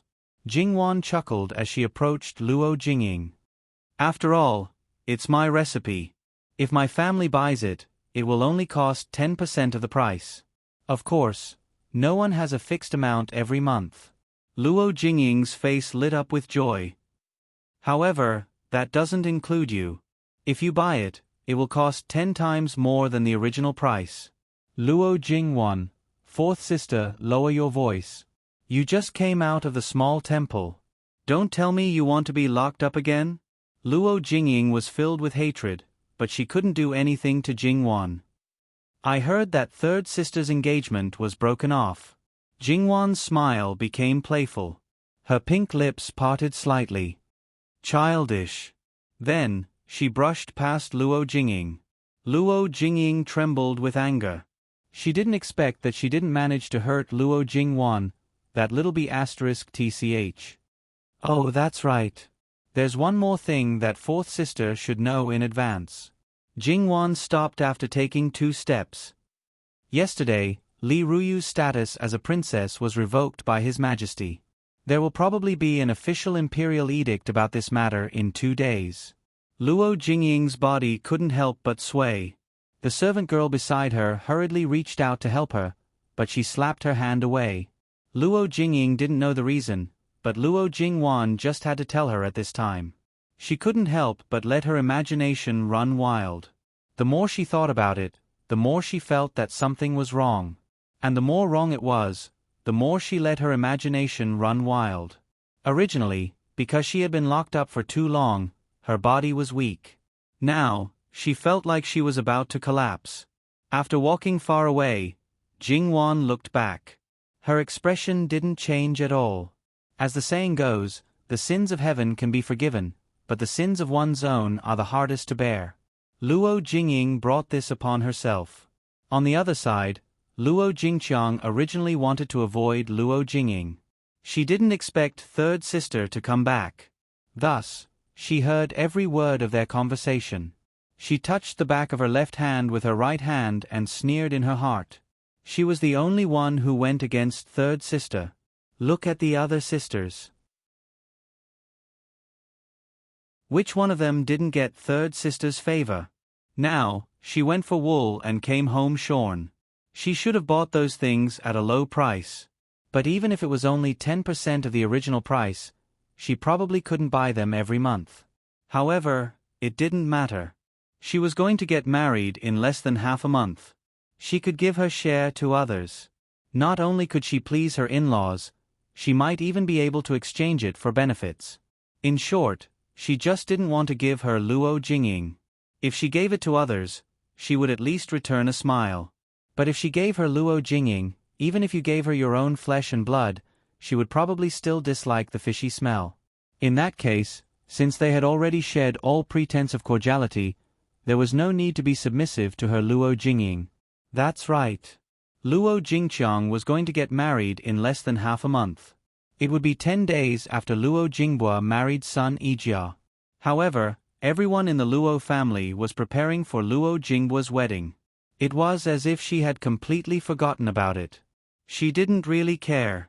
After all, she was only a concubine's daughter. Among the many girls in the Luo family, she was one of the few with the lowest status. The other few were still very young. If she had the same attitude as Luo Jingying, she was afraid that she would have died long ago. Luo Jingqiang openly left from behind the flowers. She was clearly telling Luo Jingying that she had heard everything. Luo Jingying wanted to vent her anger on this concubine's older sister. Unfortunately, she had the heart but was powerless. She shouted twice, but Luo Jingqiang simply ignored her. Luo Jingying almost had a heart attack. Now, even this bitch, who used to wag her tail behind her, dared to show her disdain. She was really too kind to her in the past. Jingwan returned to the Haitang house and divided the rouge and powder she brought back. Her mother, aunts, including Mrs. Lu, everyone had a share, but there were differences in quality. Then, she gave Luo Jingqiang a share.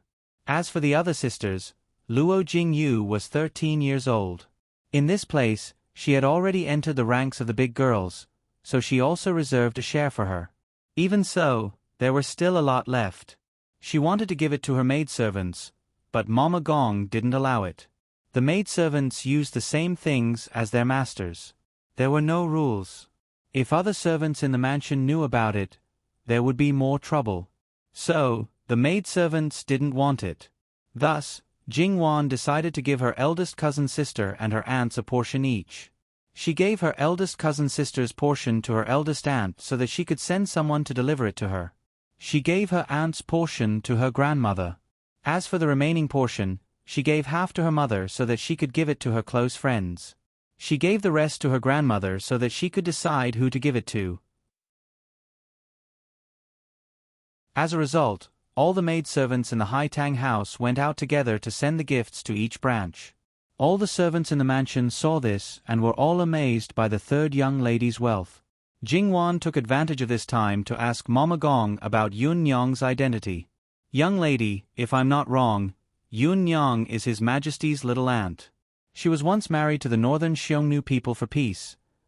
Although Jingwan had thought highly of Yun Nyong's identity as much as possible, she was still shocked by Mama Gong's words. This princess was very famous in the Qi Yuan dynasty. She had been a figure for more than 30 years. These young ladies had heard of her glorious achievements. Princess Haeyong was only a few years older than Lu Qingdi. She was the daughter of Lu Qingdi's grandfather. It could be said that she was raised by Lu Qingdi's father. Although this princess was a woman, she had the heart of a man. Of course, it didn't mean that she had the ambition of coveting the throne. It was just her temperament. She knew everything that a woman should know. She also knew everything that a woman shouldn't know. She knew how to play with books, swords, and spears. Most importantly, she was uninhibited by nature. Li Ruyu was nothing compared to this princess. To her, these were not worth mentioning. Digression. https://www.bicken.com/11/11807/6653028. HTML. Please click here to report an error. Registration is not required. We will deal with it as soon as possible.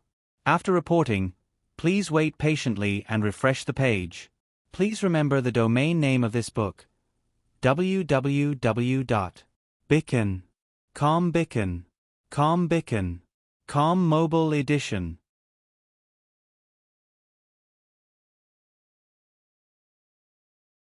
Chapter 113. Princess Haeyong didn't choose a prince consort even when she was 18 years old. It was not only because she had a bad reputation and kept several male companions, but also because she didn't care about those so-called young talents, let alone those who could become her prince consort. According to her, those who couldn't even compare with her in terms of appearance shouldn't dream of marrying her. It would be better if she didn't kill him on the wedding night. Princess Haeyong was raised by her brother like a daughter. At that time, even the empress had to give in to her, let alone discipline her. As her brother, he had a headache and was helpless. Could he let his sister be like this for the rest of her life? Later, the northern Xiongnu people suddenly proposed to marry the princess of the Qi Yuan dynasty as their empress and establish friendly relations. In the eyes of the Qi Yuan dynasty, the northern Xiongnu people were a barbarian land. Not only was it barren, but they were also a group of barbarians who drank blood and ate fur. They went there to suffer because there was no royal princess. Originally, they were ready to choose a daughter of a minister and confer the title of princess to go there. Unexpectedly, Princess Haeyong took the initiative to stand out. Even if Princess Haeyong stayed in the Qi Yuan dynasty and did whatever she wanted, she had her brother to back her up. After her brother died, she still had her nephew to back her up. No one could do anything to her. However, she took the initiative to choose this time to marry the northern Xiongnu people. Of course, her brother strongly disagreed. No one knew what Princess Haeyong said to him, but he relented. The courtiers who had a bad impression of her changed their attitude in an instant. A princess who could sacrifice herself for the country, no matter how bad she was in other aspects, was worthy of respect. Princess Haeyong, who was dressed in luxurious clothes, looked back at the capital. Her eyes were shining, and her lips were curled. She was full of vigor. Her face, which was not very beautiful, bloomed the most dazzling charm in an instant. At that moment, everyone felt that she was not a princess who was going to marry the northern Xiongnu people, but a king who was going to conquer that land. All the courtiers and people knelt down. Princess Haeyong might not have been accepted in the Qi Yuan dynasty, but she was very popular among the northern Xiongnu people. She made the northern Xiongnu people crazy for her. Princess Haeyong even dared to openly keep a gigolo in the Qi Yuan dynasty, so she naturally didn't mind being entangled with the northern Xiongnu nobles.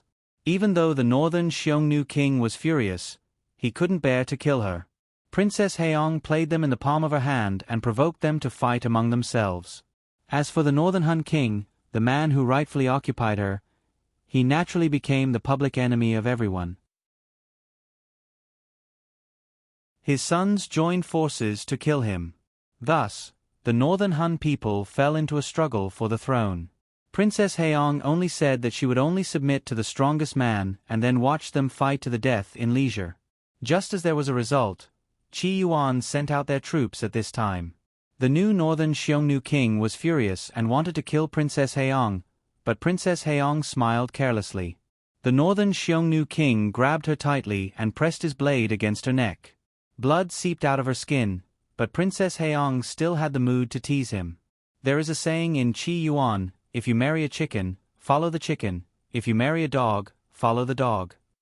Since I married the northern Xiongnu people, I am naturally one of them.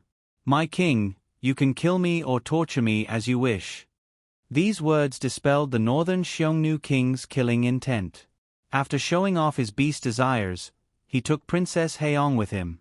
Then, at the crucial moment of the battle, Princess Heong killed the northern Xiongnu king. In that battle, Qi Yuan naturally won and almost destroyed the northern Xiongnu people. However, it was a pity that the northern Xiongnu people were all martial artists.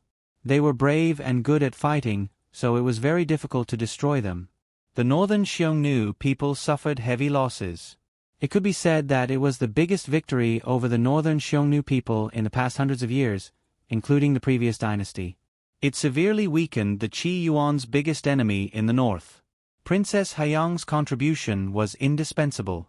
It was enough to be recorded in the history books and praised by future generations. However, everyone thought that after Princess Heong killed the northern Han king, she lost her life in the hands of those generals. In short, there was no news of her at all. Who would have thought that not only was this princess alive and well, she had returned to Qi Yuan and was even living happily. If Yun Yang was really Princess Heong, then it was natural that she could protect Rouge Pavilion and no one dared to touch it. Her backer was indeed Lu Qingdi, but their relationship was completely different from what Jingwan had thought. Whoever dared to touch Rouge Pavilion would definitely have their hands chopped off by Lu Qingdi. Of course, in the official history of Qiyuan, only Princess Heong's achievements would be recorded, and her romantic history would appear in many unofficial histories and novels. Even in the novels created with her as the model, no one would deliberately blacken her name. This woman was a legend. Princess Heong should be in her 50s, almost 60 years old. But Yun Yang seems to be in her early 40s. So I'm just guessing. I'm not sure. However, the prince would never be wrong. Since he said that the boss of Rouge Pavilion was Princess Heong, it could not be wrong. But she did not expect that she would meet her on the first day when she went there. So many people deliberately wanted to find her, but failed. Then why do you think Yun Yang is Princess Heong? I once saw a portrait of Princess Heong in the palace by accident. It was very similar to Yun Yang. Jingwan glanced at Nanny Gong. This kind of portrait should not be seen by everyone. When Nanny Gong was in the palace, she should not be the kind of aunt in charge who had little power. However, Nanny Gong knew martial arts. Ordinary aunts in the palace did not know these things. Could it be that Nanny Gong knew? Jingwan coughed softly and dispelled those messy thoughts. If that's the case, Nanny Gong's guess is very likely. Then what do you want to do in the future? Of course I'll do what I should do and pretend that I don't know. Besides, this is the first time I go there, and I've basically settled everything. I'm not interested in the things in Rouge Pavilion. I won't wander around if I have nothing to do. So the chances of meeting her will be very small. Nanny Gong nodded. She was not in a good situation now. It was fine to have a dangerous person like the prince, but it was not a good thing to provoke Princess Heong. When Jingwan was talking to Nanny Gong, there was a rumor in the mansion that Third Miss did not like her eldest sister-in-law. Last time, Third Miss did not give First Young Madam a share of the cosmetics she gave to other girls. This time, except for the younger girls, all the madams above have a share. Even First Young Madam, who is married, has a share. Only first young madam and fourth miss do not have a share. Third miss has always been at odds with fourth miss, so it's reasonable that she did not give fourth miss anything. But what about first young madam? Was she disliked like fourth young lady? When third miss came to the capital with old madam, first young madam gave her a gift. That was a bracelet worth more than 1,000 taels. She really gave. What are you talking about? Luo Jingde came back and heard the maids talking. He frowned slightly. The maids were shocked and hurriedly saluted, "First young master. Go and do something. Don't stand around and gossip." Yes. The maids hurriedly left. Luo Jingde entered the room and saw his pregnant wife leaning on the big pillow. He was a little unhappy. What's wrong? He walked forward and sat down beside her. He carefully touched her belly. Is the child bothering you again? No. Little Wang also told him that she did not get any rouge or face powder. You don't have anything? Luo Jingde was quite speechless. Is it just a matter of a little thing? Little Wang raised her voice. Except for me, only fourth sister and I don't have any. Is it because fourth sister and I are disliked by her? The servants will make up stories about me. They will say that I must have done something bad to annoy her. I can't bear such a reputation. Don't be agitated. Calm down, Luo Jingde comforted her. So, this matter was not as trivial as he thought. I know a little about third sister's character. Except for fourth sister, she has never targeted anyone. You have been taking care of the fetus and have only seen her a few times. Naturally, there can be no hatred between you. There may be some misunderstandings or reasons that we don't know. Don't worry, let me ask her about it. Ask? How? If you go to her, people may think that I am short-sighted and only care about her things. Are you stupid? Of course I will ask third brother. You can't go by yourself. Forget it. Third brother will get married the day after tomorrow. He is busy. It is difficult to bother him for such a small matter.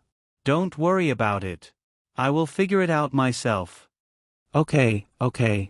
I will do as you say. Just be careful. Don't get angry. What if you hurt the child? Don't worry.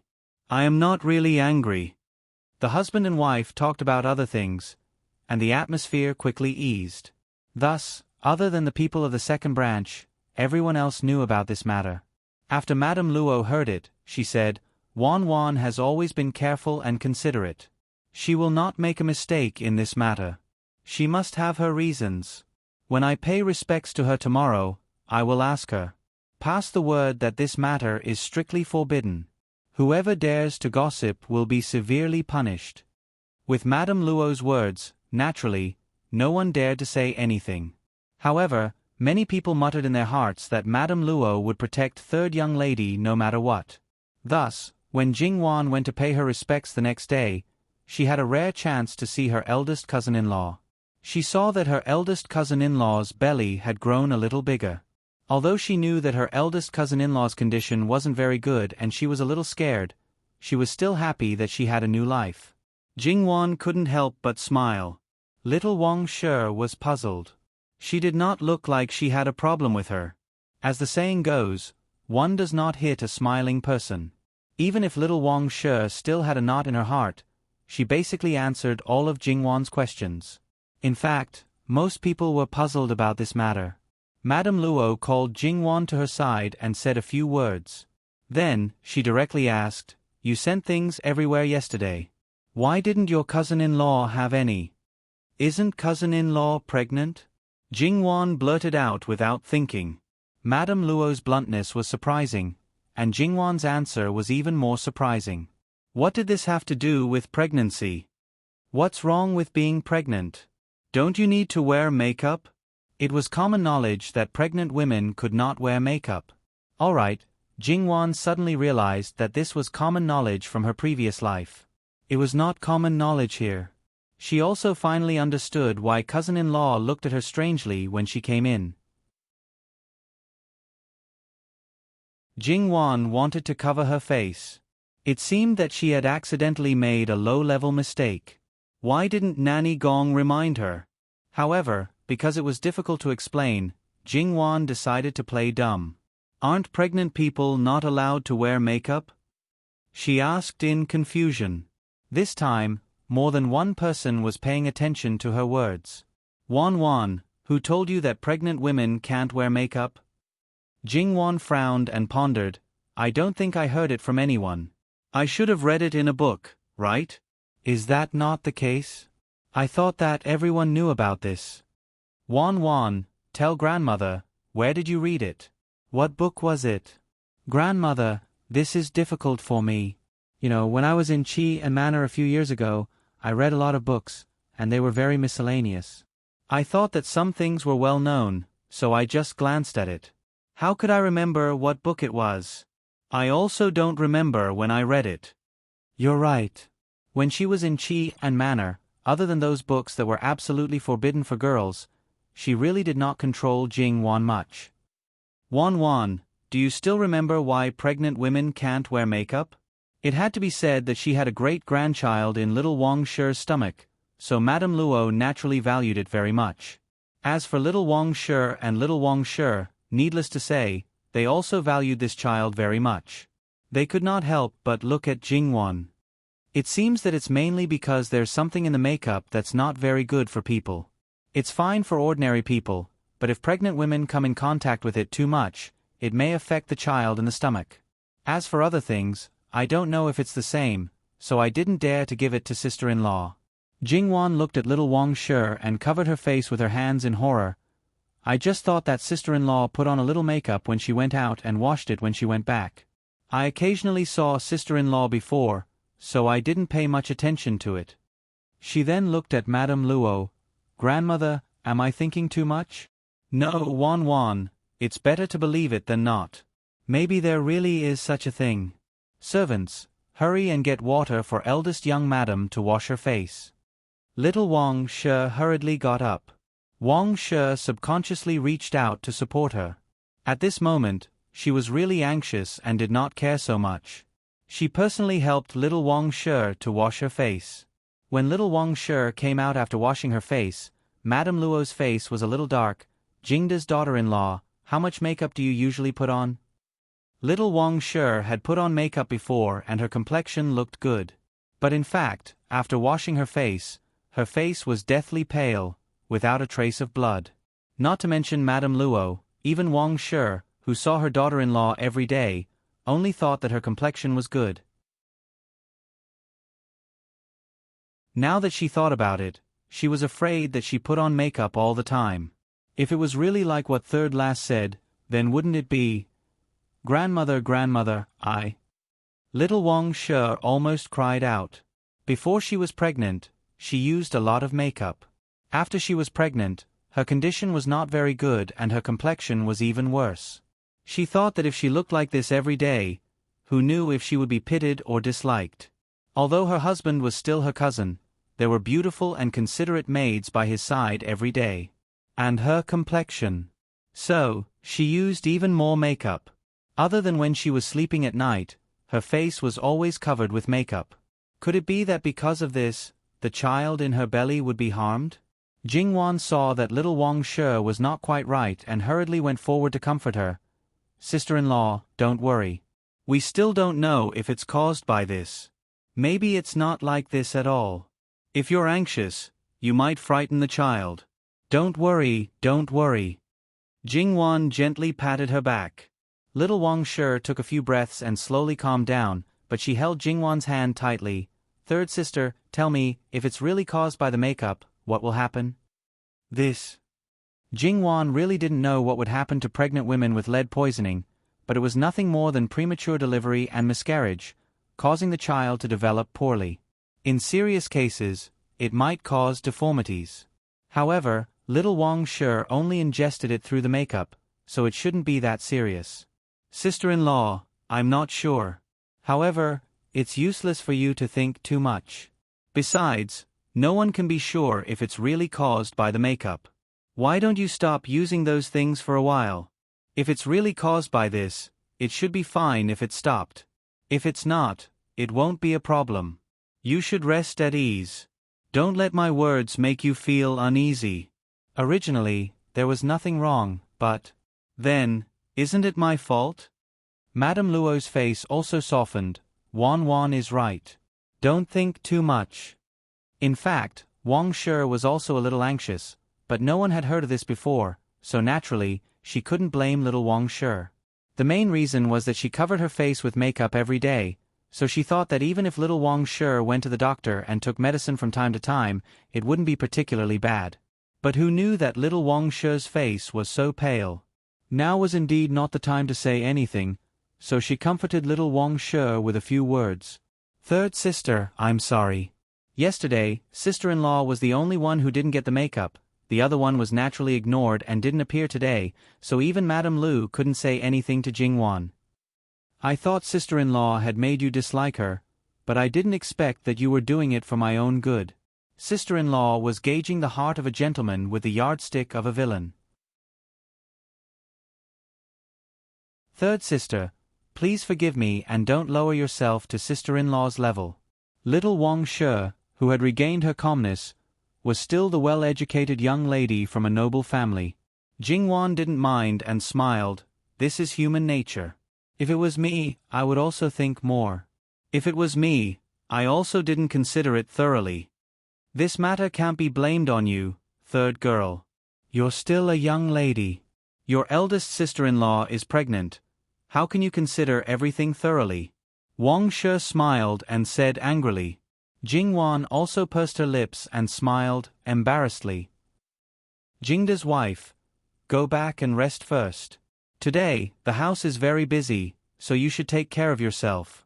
But if there's anything, you must not hide it, understand? Yes, grandmother.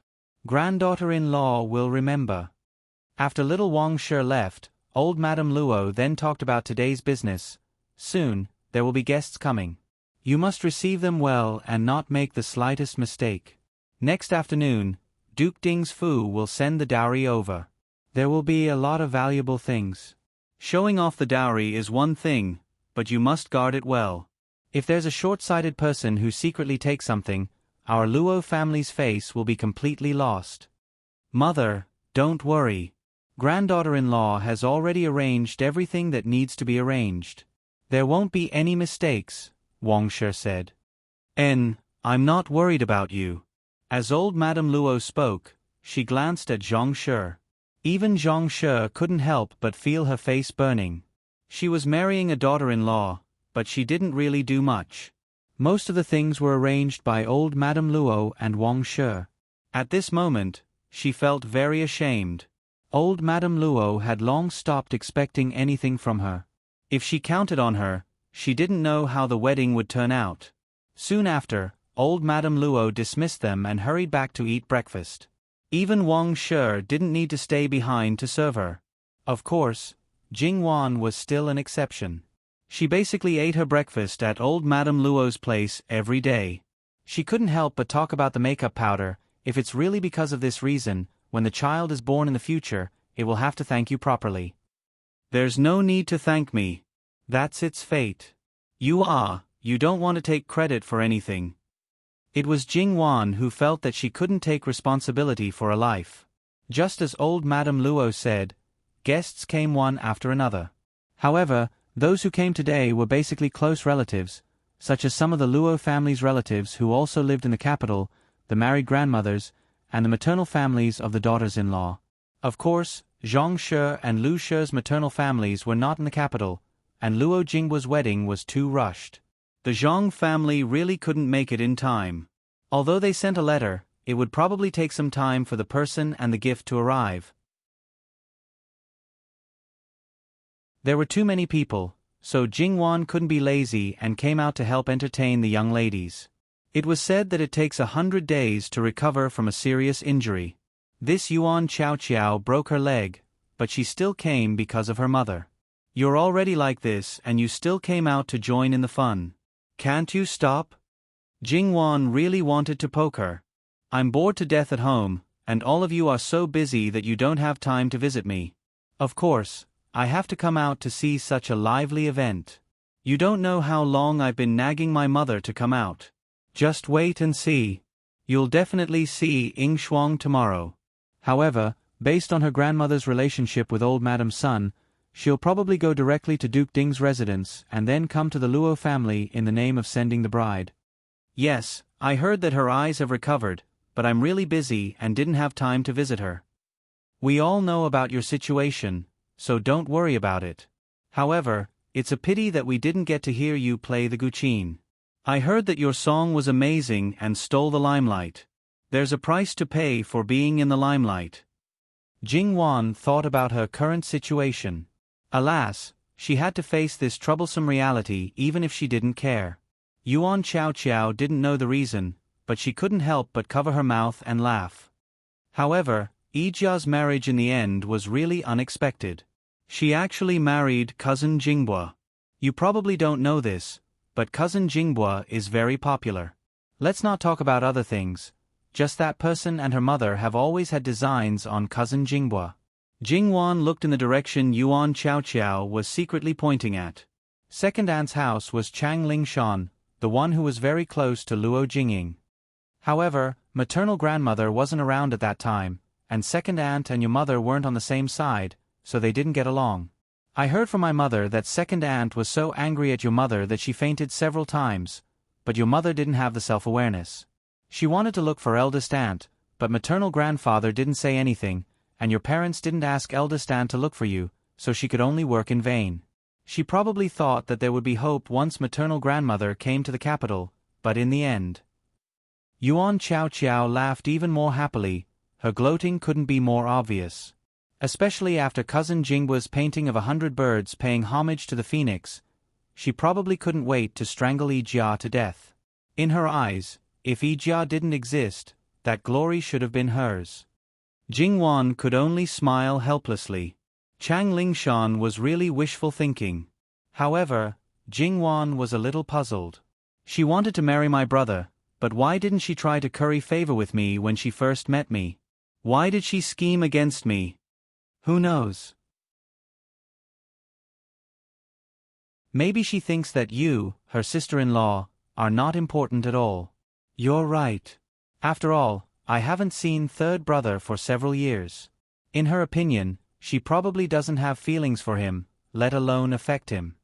If such a person really wanted to marry her brother, not to mention trying to break them up, she would definitely not educate her brother about the 3 obediences and 4 virtues. However, I see that fourth cousin sister has lost a lot of weight. Is she really ill? What do you think? Forget it if you don't tell me. Anyway, I don't believe it. Seeing Yuan Xiao and Jingwan talking and laughing, many people felt jealous. In fact, they all wanted to talk to Jingwan, but it seemed rude to interrupt. Chang Lingshan almost had the same idea. She was not qualified to go to Great Elder Princess's mansion, but basically all the officials in the capital city knew about Jingwan's affairs. Although Sun Yijia was worthless, she still knew more nobles. If she could use her to make friends with those nobles, you'd better not daydream. Luo Jingying seemed to have seen through her thoughts and leaned close to Zhang Lingshan's ear. Our Luo family's third young lady is very narrow-minded. If you leave even the slightest bad impression on her, don't expect to be on good terms with her. What's more, I'm the one she hates the most. Do you think that you, who are on good terms with me, will be able to gain her favor? In her eyes, we are probably birds of the same feather. Chang Lingshan's eyes were like knives stabbing at Luo Jingying. Luo Jingying was still smiling. She seemed not to notice Chang Lingshan's eyes at all. In fact, Luo Jingying had been trained by Mrs. Lu for so many years, and it was very effective. It was only when she met Jingwan that she was more likely to lose control. Moreover, after this period of special training, her self-control had improved. Originally, she was a little inferior to Chang Lingshan, but now they were almost equal. Chang Lingshan's eyes only lasted for 2 or 3 breaths, and then he smiled as if nothing had happened. There was no barrier between the two of them. People who didn't know them would really think that they were very close. Jingwan, who had seen everything that the two of them had done, did not make any judgments at all. Jingwan also knew that Yuan Xiao was deliberately talking to her and didn't want others to interfere. However, she was a patient, so she naturally had to take care of her. Seeing that they weren't neglected, she let Yuan Xiaoqiao do what she wanted. After lunch, as time went by, the sound of gongs and drums could be heard outside. Today's main event was finally about to begin. One after another, people shouted, "It's coming, it's coming." Then, the first red dowry was carried into the Luo family's gate, followed by the second. According to the usual rules, the first two items should be real estate and land. However, because Sun Yijia was of noble birth, her dowry was rewarded by the palace. Therefore, the first two items were a dazzling red coral tree and 12 jade rui of different shapes. They were all carved from high-quality jade. Just these two items were enough to make people click their tongues in admiration. If not, they would just say some sour words. The third item was a tile with the word, "happiness," pasted on it. It was stacked up high, and people couldn't help but suck in a breath of cold air. How much real estate did the dowry have? Then, they looked at the mud bricks wrapped in colored paper. They were so heavy that it seemed to be very difficult for the people carrying them. How much was there? Before they could recover from their shock, the big furniture behind them was carried in one by one. There were 6 double-sided embroidered screens, 4 colored glass screens, and then there was a large bed, an arhat bed, a beauty couch, a dressing table, a zither table, a study table, all kinds of tables, a cabinet on the top, a bookcase, a multi-treasure cabinet, 3 horizontal cabinets, several pairs of chests, various kinds of chairs, and so on. They all came in pairs. There was a whole set of red sandalwood, a whole set of gold-rimmed phoebe, 2 sets of mahogany, rosewood, camphor, and other wood. These pieces of furniture made people's hearts tremble again. Then, there were all kinds of ornaments of different sizes, from large vases that were taller than a person to small cups, bowls, and saucers. There were all kinds of dazzling things that dazzled the two people. Then, there were whole sets of cosmetic products. Each one was exquisite. The bedding was made of top-grade materials and the embroidery was exquisite. Not to mention curtains, and other things. Behind them were boxes after boxes of furs and materials. The originally large boxes were stuffed to the brim. It was likely that not even a finger would be able to fit all of them. Then, there were all kinds of jewelry. There were a total of 12 sets of head ornaments. Each set had 12 pieces and more than 20 pieces. There were rubies, sapphires, eastern pearls, southern pearls, top-grade jade, and the most inferior was made of gold. There were also jewelry boxes. There were at least 30 boxes filled to the brim. There were necklaces, bracelets, pearls, and even cat's eye agates. There was probably nothing you could not think of that was not in there. Then, there were antiques, calligraphy, and paintings. The most special was probably the flat brocade box that was taken out alone. Everyone guessed that it should be Luo Jingbua's betrothal gift, the painting of 100 birds looking up to the phoenix. There were all kinds of jade and porcelain toys in the back. As for the calligraphy and paintings, because they were rolled up, they couldn't see what they were, but they were certainly not bad. Then, there were more than 10 boxes of books and several boxes of the 4 treasures of the study. Spices and medicinal herbs followed. Ginseng, Polygonum multiflorum, snow lotus, glossy ganoderma, and so on. Those boxes were one after another. Looking at them, one could tell that none of them were defective. There were a total of 128 boxes, and they were all real. Even if they were dismantled into 256 boxes, it was more than enough. One could imagine, when these things were all carried into the courtyard of the bridal chamber, how spectacular it would be. Not to mention reaching out to touch, there wasn't even room to step in. Jingwan looked at the dowry. She seemed to have met another big local tyrant. Digression, https://www. bicon.com/11/11807/6653029. HTML. We will deal with it as soon as possible. After reporting, please wait patiently and refresh the page. Please remember the domain name of this book: www.bicon.com. Bhikkhu Pavilion Mobile Reading Website. M. Biccan. Com.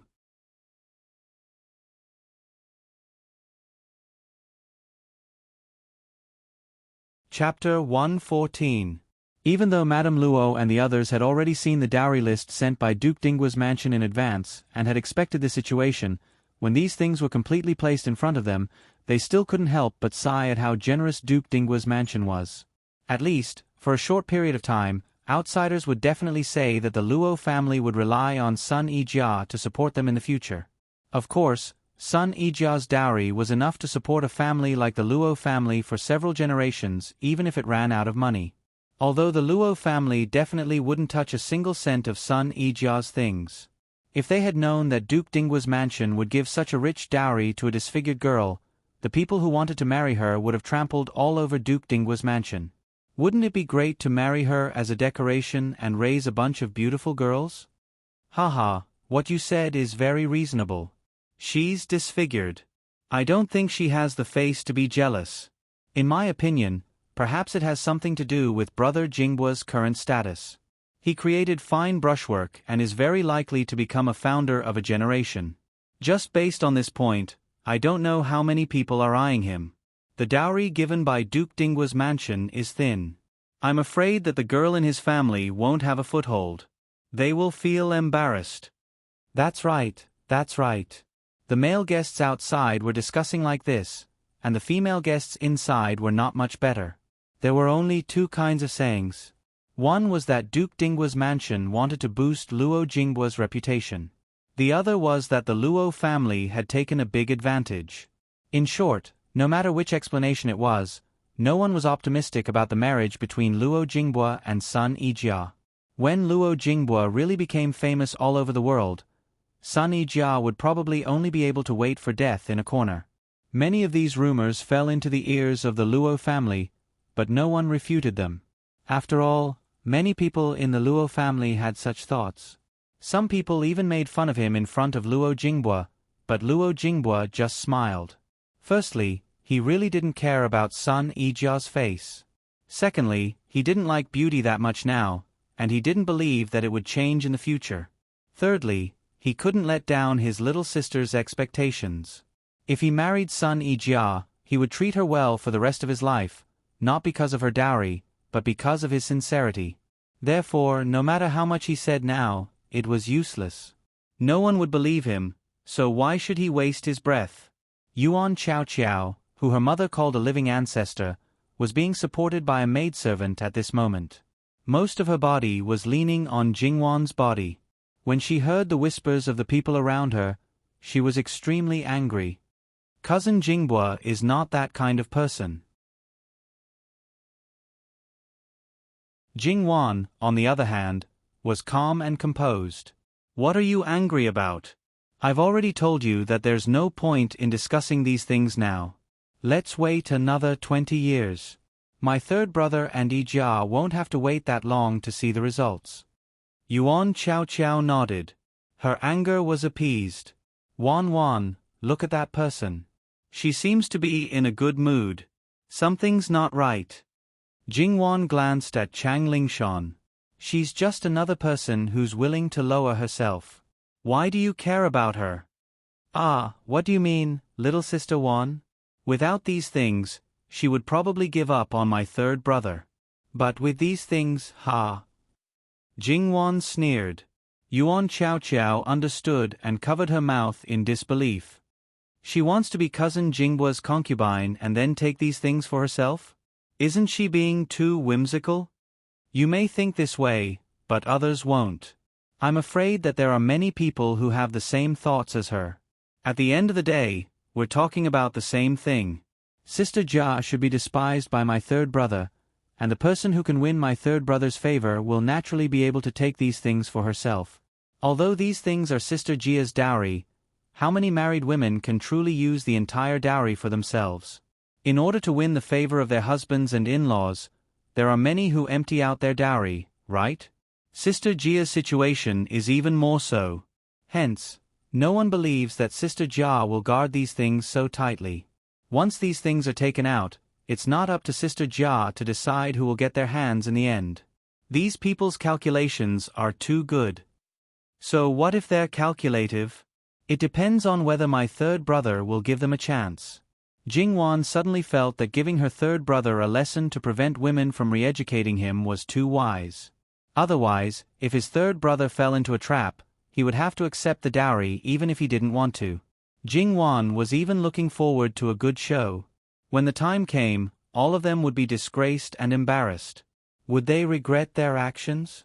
On the other side, Wang Shi was busy receiving the people who were delivering the dowry. Her feet basically didn't touch the ground, causing Zhang Shi to feel very embarrassed. Even though she wasn't good at it and didn't know how to deal with it, she still braced herself and went forward to help. After the dowry was exposed and people were addicted to looking at it, they naturally had to tidy it up properly. It was definitely impossible to just leave it in the courtyard like this. Fortunately, because they had expected this situation, they had already tidied up a lot of empty rooms. After Sun Yijia married into the family, she would let her line of people tidy it up properly. At this moment, the dowry servants also came in handy. Although there weren't as many of them as marrying into the prince's residence, they were all carefully selected. They were capable, efficient, and loyal. These were the most basic qualities. The two leading maidservants led the others to express their willingness to help. Of course, Wang Shi couldn't ask for more. These things were all Sun Yijia's, so it couldn't be better if her people handled them. Jingwan also noticed that these two maidservants turned out to be Sun Yijia's senior maidservants. Logically speaking, the 4 senior maidservants who were part of the dowry should come with Sun Yijia tomorrow. Why did 2 of them come first? Jingwan didn't want to ask about this kind of thing. Perhaps there was a purpose for it. Anyway, Jingwan didn't think that they were specially sent to look after the dowry. Although many people would do this, Sun Yijia wouldn't go so far as to do so. There were too many things. By the time they finished tidying up, the day would have passed. Yuan Qiao unceremoniously occupied Jingwan's bed. Jingwan didn't make a fuss when she slept, and she didn't have to worry about being kicked when she fell asleep at night. It was as she wanted. On the other hand, Yuan Qiao's mother, Luo Ronghui, was also helping out. She did not have the time to care about Yuan Qiao. So, she was assured that Yuan Qiao would stay with Jingwan. Then, Yuan Qiao unsurprisingly saw the dark-skinned girl. Ah, a dark-skinned person can also be so beautiful. The Qingju really didn't hesitate to sell out her daughter. Yuan Qiao was probably already impressed by Jingwan's various unusual abilities. She didn't feel surprised at all. She just pestered Jingwan for a long time and asked her to put on makeup for herself when she had time. Jingwan had no choice but to agree to her request. Yuan Qiao took advantage of the situation and wanted to do it now. "Cousin, we still have work to do tomorrow. Calm down and go to sleep." Yuan Qiao looked at Jingwan sadly. Jingwan smiled and didn't bother to pay attention to her. She changed her clothes and asked Nanny Gong to do her daily care. Yuan Qiao followed to see what was strange. Her wet nurse also looked at Nanny Gong's skills and probably wanted Yuan Qiao to try it. Yuan Qiao saw that Jingwan's skin was as good as her hands and face. Her skin was so good that she couldn't say anything. She was very jealous and complained that Jingwan was unkind and kept half of what she said. Okay, let your wet nurse learn from Nanny Gong." Yuan Qiao was satisfied. She lay beside Jingwan and reached out to touch her from time to time. She was still envious and jealous. The servants laughed as they watched. Yuan Qiao's wet nurse was embarrassed at first, but after hearing Jingwan's words, she learned more seriously. Nanny Gong wasn't stingy and taught Jingwan as she did it. After the 2 of them fell asleep, Yuan Qiao wasn't willing to share a blanket and insisted on sharing a blanket with Jingwan. Her hand even touched Jingwan's clothes. Jingwan had been here for more than 10 years, including the previous 10 years, so she was used to sleeping alone. Suddenly, she met such a clingy person. Jingwan chose to forget about that night at the cliff of White Dragon Temple. She was really not used to it now. She grabbed Yuan Qiao's hand and said, "Cousin, don't move. If you move again, I'll chase you away. Yuan Chao Chao pursed her lips. I'm letting you get used to it. When you get married in the future. She laughed sinisterly. Wan, you're letting me off easy first. As she said this, she pinched Jingwan's waist. Cousin, Jingwan's voice rose a bit. Her waist was itchy, a sensitive area. I'm really angry. Okay, I won't tease you. Yuan Chao Chao hugged Jingwan and obediently closed her eyes. After Yuan Chao Chao fell asleep, Jingwan shifted to the side and gradually fell asleep. When Nanny Gong came in to check, she saw Yuan Chao Chao sleeping like a child and couldn't help laughing. As expected, her daughter was the most worry-free. However, it was because of this that people couldn't help but feel sorry for her. If His Highness sees you, you'll definitely suffer. Nanny Gong was just about to move Yuan Chao Chao further in. What do you mean by, I'll suffer? Nanny Gong was shocked by this sudden voice. She turned around and saw a certain king of hell slowly approaching. There wasn't even the slightest sound under his feet. Nanny Gong also knew that there was a gap between her martial arts skills and his. If he didn't want her to find out, she would have to wait until he appeared in front of her. His Highness. At this time, Li Hongyuan had already seen the situation on the bed. Although he had already noticed that there was another person on the bed, his face darkened when he saw the specific situation. He reached out to strangle Yuan Chao Chao. His Highness. Nanny Gong hurriedly stepped forward and grabbed Li Hongyuan's hand. She knew that if this person saw Miss Yuan, he wouldn't have a good time. However, this person directly wanted to kill her. His Highness, please reconsider. Let go. Li Hongyuan's murderous intent was still lingering as he grinded his teeth towards Nanny Gong. Nanny Gong, who had always been calm in the face of danger, slowly let go of Yuan Chao Chao's hand. Her heart beat wildly, uncontrollably. Before she could say anything, Li Hongyuan suddenly moved quickly and walked into a backlit area. Nanny. Jingwan's voice was a little hoarse because she hadn't woken up yet. Nanny Gong hurriedly gathered her thoughts. Miss, did I wake you up? No. Jingwan carefully moved Yuan Chao Chao's hand away and sat up.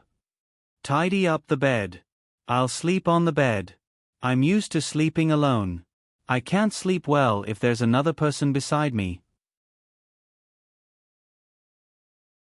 Nanny Gong secretly glanced at the place where Li Hongyuan was. His Highness probably wanted to throw Miss Yuan out at this moment. Nanny Gong tucked Jingwan in. Miss, please wait for a while. Don't catch a cold. Nanny Gong quickly tidied up the bed and spread it out.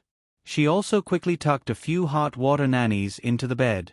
Although it was already spring, it was a little cold at night. Moving to a new place would definitely not be as comfortable in the beginning. Jingwan hugged her knees and rested her head on them. She slightly tilted her head and looked at the attentive Nanny Gong. In fact, there was no need for her to do this. It was just a little cold today. Besides, she had always been in good health. It was difficult for her to catch a cold. However, even if she told Nanny Gong would not listen to her. She would usually listen to her grandmother, but when it came to her grandmother's health, she would be stubborn.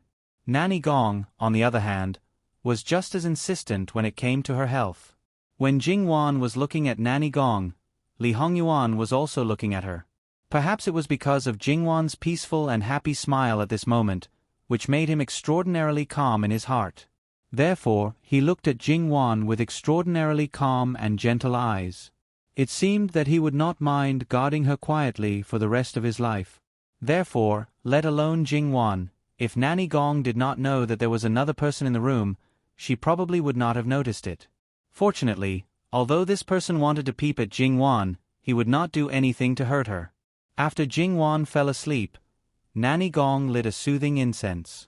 Jingwan soon fell asleep. Li Hongyuan walked out of the dark, went straight to the bed, and sat down. Since Li Hongyuan hired Nanny Gong at the age of 10, Nanny Gong rarely saw Li Hongyuan so calm from the bottom of his heart. Therefore, Nanny Gong swallowed the words on the tip of her tongue. Since the first night's surveillance, Li Hongyuan always appeared from time to time. However, today was not a good time.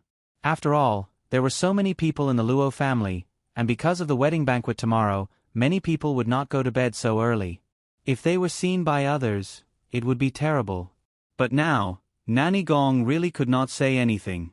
After all, she had watched this child grow up. Even if she did not like some of his actions, she could not help being soft-hearted to him. Li Hongyuan quietly looked at Jingwan for a while.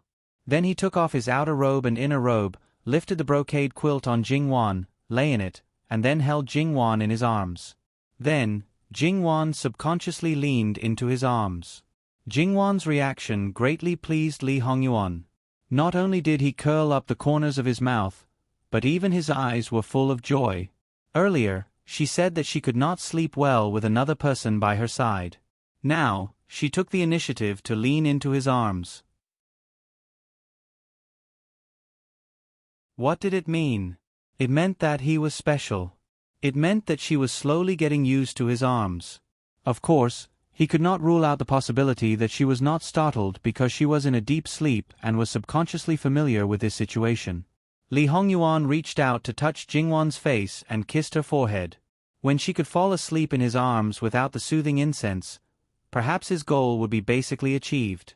Li Hongyuan was about to close his eyes and sleep for a while when he inadvertently glanced at the bed. "Throw her out for me. Your Highness, please reconsider. If you throw Miss Yuan out at this time, I'm afraid that others will be alerted." As Mama Gong spoke, she hesitated for a moment before walking over to the bed and lowering the layers of curtains. Li Hongyuan snorted coldly. "I don't want this kind of thing to happen again. Other than me, no one else is allowed to sleep on Wan's bed. Do you understand?" "Yes, Your Highness," Mama Gong replied. It was not that she was worried about what the King of Hell would do to her if this kind of thing happened again. But if there really was a next time, the King of Hell would definitely silence the person who slept on her bed. She definitely would not let him off so easily like this time. Mama Gong did not say anything else. She took out the lamp and quietly left. The night passed quietly like this. When Jingwan woke up the next day, she did not feel that anything was wrong. Because she had always slept well, she never suspected anything. Without any delay, she directly got up and started her morning exercise without any hesitation. After half an hour, Jingwan was sweating all over. Seeing Jingwan like this, Yuan Chao's wet nurse could not help but ask Jingwan's wet nurse, "Is your daughter always like this?" "That's right. I had something to do today, so there wasn't enough time." Yuan Chao's wet nurse could not help but glance at Jingwan's room. She did not need to look to know that her daughter must be sleeping like a little pig right now. It would take a lot of effort to wake her up. She could not help but sigh. Resigned to her fate, she prepared to wake her daughter. Jingwan took a comfortable bath. With the help of her servant girls, she changed her clothes and freshened up. Then she began to eat breakfast because she did not have to pay respects today. When Yuan Chao appeared with a yawn, Jingwan was almost done eating. "Wan, you're up so early?" Jingwan did not respond. She only pointed at the seat opposite her, indicating for her to sit down. Yuan Chao sat down with the help of her servant girls. Seeing the food on the table, she said, "Wan, you're eating something so simple." Jingwan finished the porridge in her bowl and wiped her mouth. "Eat something light for breakfast. It's good for the body." As soon as she finished speaking, the servant girls brought Yuan Chao's breakfast. Yuan Chao's nose twitched. "It looks simple, but it smells so good." Jingwan told her to drink the bloodbird's nest porridge first before eating the rest. This was probably Yuan Chao's first time eating such a simple breakfast. However, she felt that it was very delicious. At least she ate twice as much as she usually did at home. Because she usually ate very little, she did not have much of an appetite in the morning. Today, she ate so much that she did not feel bloated. However, even so, Yuan Chao still found that Jingwan ate more than she did. "Wan, I didn't know you could eat so much. Aren't you afraid of getting fat?" Jingwan naturally knew that she did not have a huge appetite. She probably only ate 1/3 more than the average girl. I won't get fat. She exercised every day. Although she usually only exercised in the morning, when she had nothing to do, she would exercise during the day and night. She did not have a body that gained weight easily. Naturally, it was impossible for her to get fat. A few years ago, because I was growing, I ate a lot. My flesh also grew. My mother made me abstain from eating. How painful it was to want to eat but not be able to. I just need to move a little more. The table was cleaned up. Miss, fourth young lady brought the other girls over. It's so early in the morning. They're quite active. Digression, https://www.bicken.com/11/11807/6653033. HTML. Please click here to report an error. Registration is not required. We will deal with it as soon as possible. After reporting, please wait patiently and refresh the page. Please remember the domain name of this book: www.bicken.com. Biku Gur mobile reading website, bicken.com.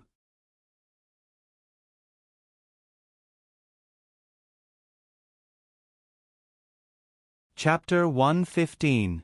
You're so energetic early in the morning. However, her enthusiasm was annoying. It was like deliberately disturbing other people's good mood. For example, Yuan Chow Chow, who had eaten happily before and didn't feel uncomfortable, felt a little uncomfortable at this moment. It seemed that she had eaten too much and wanted to vomit. Jing Wan was a little amused by her exaggerated expression. This mighty group of people poured into the Begonia Elegant house. The place, which was spacious at first, seemed to become narrow all of a sudden. Some of these people had been to Jing Wan's place before, but most of them were here for the first time. However, even if they were not here for the first time, they were still full of surprise and envy at Jing Wan's campus. Then, some people, perhaps out of habit or because they really felt that the flowers were beautiful, reached out to pick them. When Jing Wan just came to the capital city, this courtyard had been ruined once. At that time, Jing Wan, as the host, didn't say anything, but Yuan Chow Chow couldn't stand it. She couldn't help it again. Wan, I heard that the 18 scholar flowers you gave to great elder princesses Wangzhu Yuyao last time were very precious. They were worth at least 10,000 taels of silver. I say, the flowers in your courtyard are so beautiful. Any one of them should be worth a lot of money. The girl who reached out to pick the flowers couldn't help shaking her hands. Those who saw her actions more or less looked at her with a different meaning. Perhaps they were worried that the flowers were also expensive, or they had a look of mockery on their faces, as if they thought that she was just a shallow person. However, many people probably felt lucky that they didn't do it. Jing Wan naturally saw through Yuan Chow Chow's intention. She smiled and said, "It's not so precious. But I'm confident that it should be worth hundreds of taels of silver at least if it's sold." Alas, Wan, you're probably the only one who can do this. If it were other people's flowers, they would probably think that it's just a flower. It's no big deal to break it. If it's broken, then so be it. It's not a big deal. I'll just repair it myself later. Yuan Chow Chow glanced at her. You're the only one who doesn't care. If it were me, my heart would ache. Gardening is about having fun. If it's mixed with other things, it'll be tacky. Yuan Chow Chow sneered at her. Wan, if you want to put it that way, why don't you cut some flowers for us to play with while it's still early? That way, we won't waste the good stuff. Sure. Jing Wan nodded. When she asked the maid to get the scissors and other things, she glanced at Luo Jingying. If it were any other time, she would have come out to smooth things over and pretend to be a good person. However, Yuan Chow Chow mentioned 18 scholars and how the flower arrangement was lost. She was probably the last person who wanted to be mentioned. The girl who broke the flower before breathed a sigh of relief. However, the flower in her hand made her feel like a hot potato. It was hot to hold it, but it was even more inadvisable to throw it away. Jingwan walked to her with the scissors and took the flower from her hand. You have good taste. She trimmed it slightly and reached out to pin it on the girl's head. It's very beautiful. It suits you very well. She smiled faintly. The girl's cheeks reddened even more. She murmured, Thank you. Jingwan cut another flower at the side and a small branch with 2 buds. She cut the extra branches and put them on the tray held by the maid. Then, she glanced at the girl's present and called the 2 sisters, one older and one younger, to help them put it on. Ah, sister, you're so beautiful. The little girl, who was probably less than 10 years old, blinked her big eyes and said to her sister, Sister, you're beautiful too. She reached out and pinched the little girl's face. Then, she squatted and thanked Jingwan. You're welcome. What about the others? Is there anyone you like? Cousin, why don't you help us choose? I always feel that you'll choose more suitable for us. A little girl who was about 11 or 12 years old said to Jingwan with a smile. This was the girl from Third Aunt's family. Jingwan did not have much contact with her, but she seemed to be a very good girl. When the others heard her words, they all nodded in agreement. Most of them expressed that way. Even though she knew that some of them probably did not think that way, Jingwan did not intend to take care of their feelings. Just like what Yun Yang said, the most suitable flowers were the best. However, some people just liked the most expensive flowers. Some of them were probably the same. They would not look at the unknown flowers and would always stare at the expensive flowers and trees. For example, the Wei Zi in this courtyard. They did not think about whether they would be able to stand out if they wore that kind of flower. At this time, Jingwan was purely using it as a pastime. At the same time, she also prevented her courtyard from being damaged. Except for herself, every girl, including Luo Jingying, cut a living flower and a small branch for them. Everyone's flowers were very suitable, except for Luo Jingying, because Jingwan cut a Wei Zi for her, and it was the biggest and most beautiful one. I saw that 4th sister has been looking at this peony for a long time. I think she likes it very much. It's really beautiful. Luo Jingying's face was a little pale, but she could not say anything because her flower was the most expensive. It could be said that it was the best of the flowers. However, with such a big flower on her head, it completely covered the original hair ornament. It was as tacky as it could be. Many girls turned their heads and covered their mouths to laugh. Oh, fortunately, they did not think about that flower. Otherwise, they would be the laughing stock.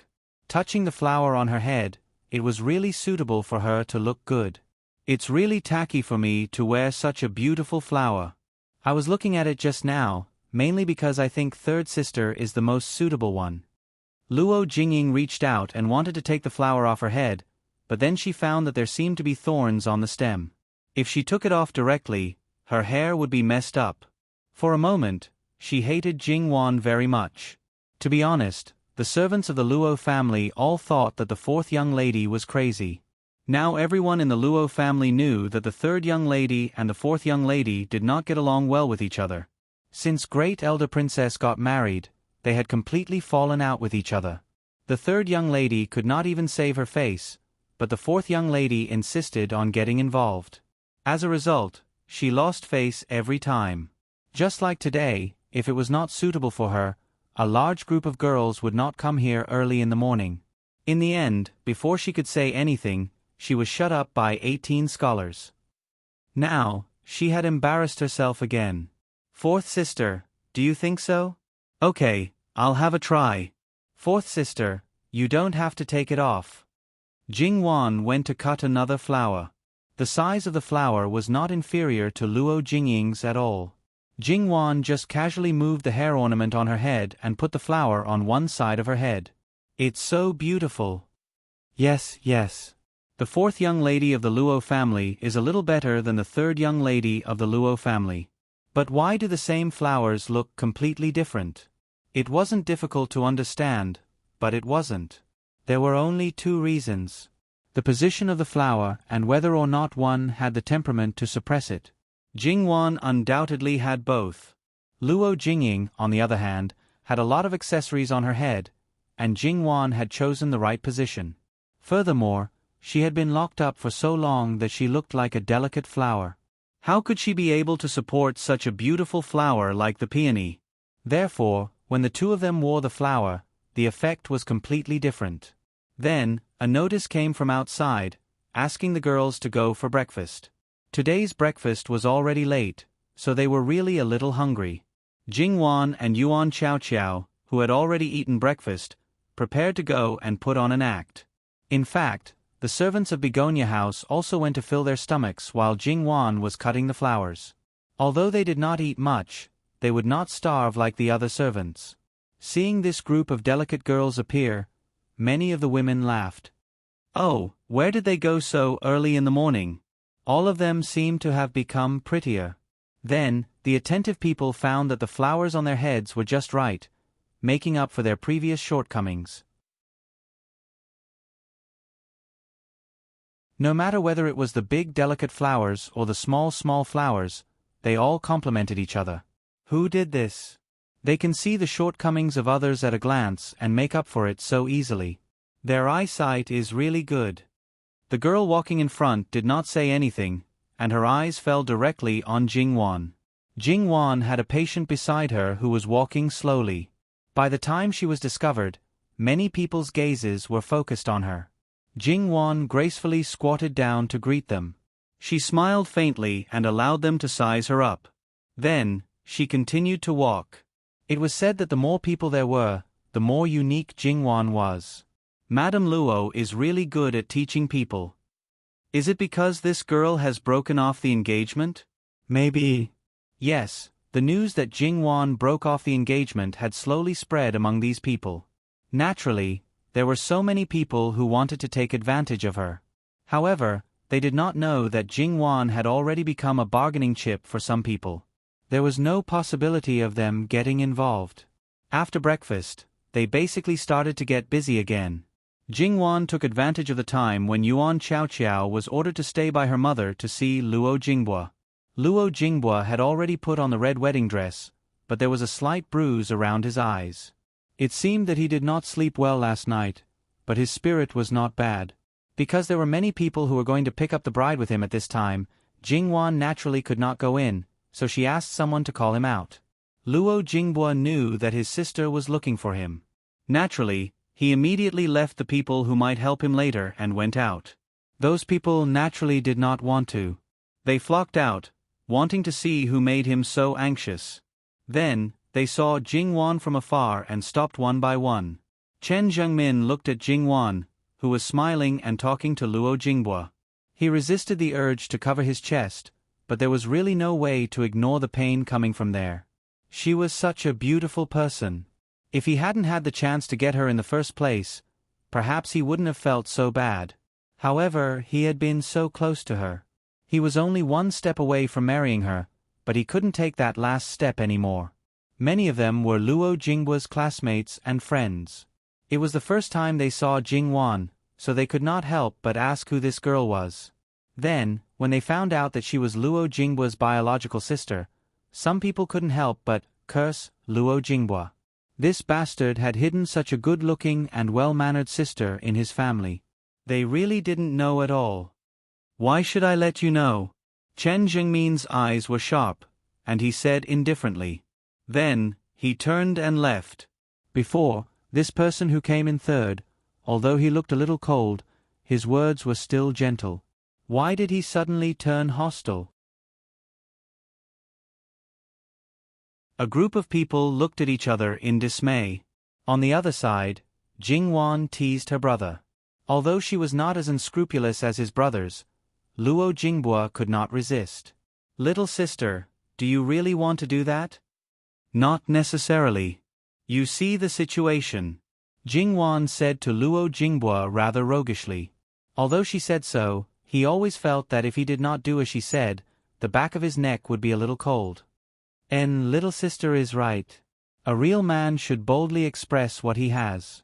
Even if the situation does not allow, create a situation and do it. He said very righteously. Jingwan smiled and nodded. She was very satisfied with her brother's awareness. After Jingwan left, Luo Jinghua's face suddenly fell and wrinkled like a bitter gourd. He was going to be teased by that group of people again. However, in the face of his little sister's abuse of power, his brother's ridicule was nothing. After he went back, everyone saw that his expression was a little strange. However, his brothers knew more about the inside story. Luo Jingming smiled and patted him on the shoulder. "What's wrong? Third sister gave you a difficult problem again? Second brother, don't be so obvious when you're gloating." Luo Jingming covered his mouth and coughed, but the smile in his eyes did not disappear. "No, what did third sister ask you to do?" He looked like he was determined to get to the bottom of it. "Second brother, you'll get married one day," Luo Jinghua threatened. However, Luo Jingming did not care at all. "Don't hide it. We'll find out sooner or later. Tell us now so that we can be mentally prepared. When the time comes, we won't be too surprised and lose our composure. How do you know what to do in public?" "I didn't know at first, but now I know. Hurry up and tell us." Luo Jinghua was annoyed. When the others heard Luo Jingming's words, they were also curious and urged him to tell them quickly. Luo Jinghua thought for a while. Anyway, they would know when it was time to pick up the bride. Thus, he stammered and told them. Thus, everyone who heard was extremely surprised. Then, someone started to laugh. "Brother Jinghua, I'm waiting for your performance." Time passed slowly. The people at the bridal party had all gathered and it was almost time. Luo Jinghua flipped over and mounted his tall horse. He was filled with joy, anticipation, and a little uncontrollable excitement. "Hey, Jingming, do you think your third brother will really do that later?"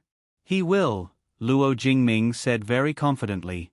How could his third brother go against his third sister's wishes? The people at the side could not help but click their tongues. "That's true, but he's just expressing his admiration in public."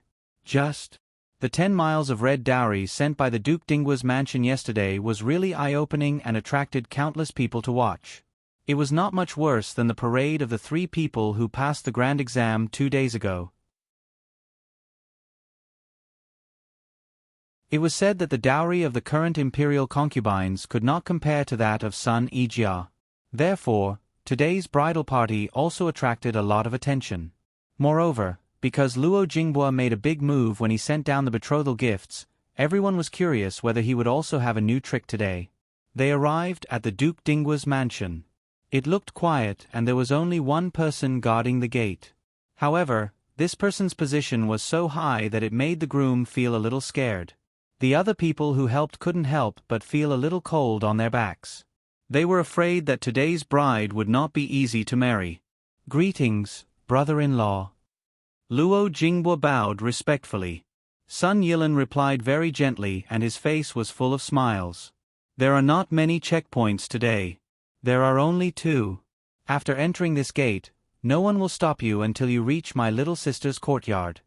Simple, it was indeed too simple. However, because it was too simple, it made people have to be 120% alert. However, Sun Yilan wanted to test so many people by himself. Wasn't he looking down on others too much? He rubbed his hands together. Even if he was the first young master in the capital, he had to suppress him. The first question is not difficult. It's a poem. 1 poem for each person who came to help the bridal party. The requirement is naturally appropriate. Mother***, this is too vicious. Among them, there were some who used force to help open the way. 1 poem for each person? You don't require that it must be done by the person himself? Chen Jingmin asked. Sun Yilan nodded and looked at Chen Jingmin. His eyes narrowed slightly. As the saying goes, when love rivals meet, their eyes turn red with jealousy. Not to mention, Sun Yilan had challenged Chen Jingmin before. In the end, even without his interference, Chen Jingmin still lost miserably. However, even so, Chen Jingmin still wanted to compete with Sun Yilan. "Even if I lose, you won't win so easily. Then, I'll go first." Chen Jingmin recited 10 songs without even panting. Even if he was prepared, he was still very impressive to be able to prepare so many poems. Okay. Sun Yilin admitted that Chan Zhengmin was more talented than he expected. In recent days, the speed of his growth was astonishing. There were mainly 20 people who came to help the bridal party. There were still 10 poems left.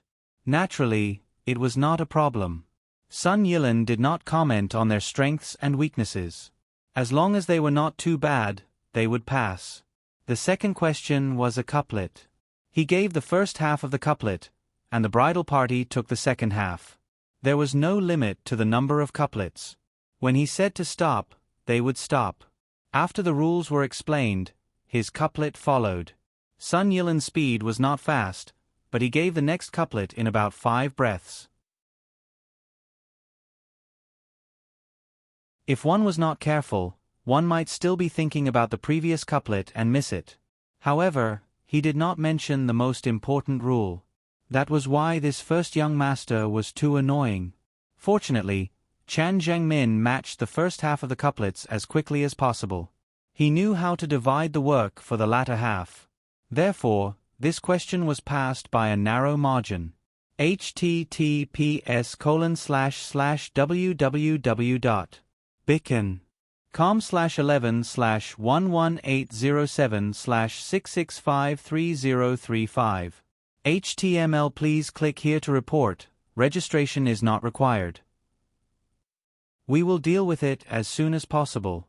After reporting, please wait patiently and refresh the page. Please remember the domain name of this book: www.bicon.com. Bicon.com mobile version reading website. Bicon.com.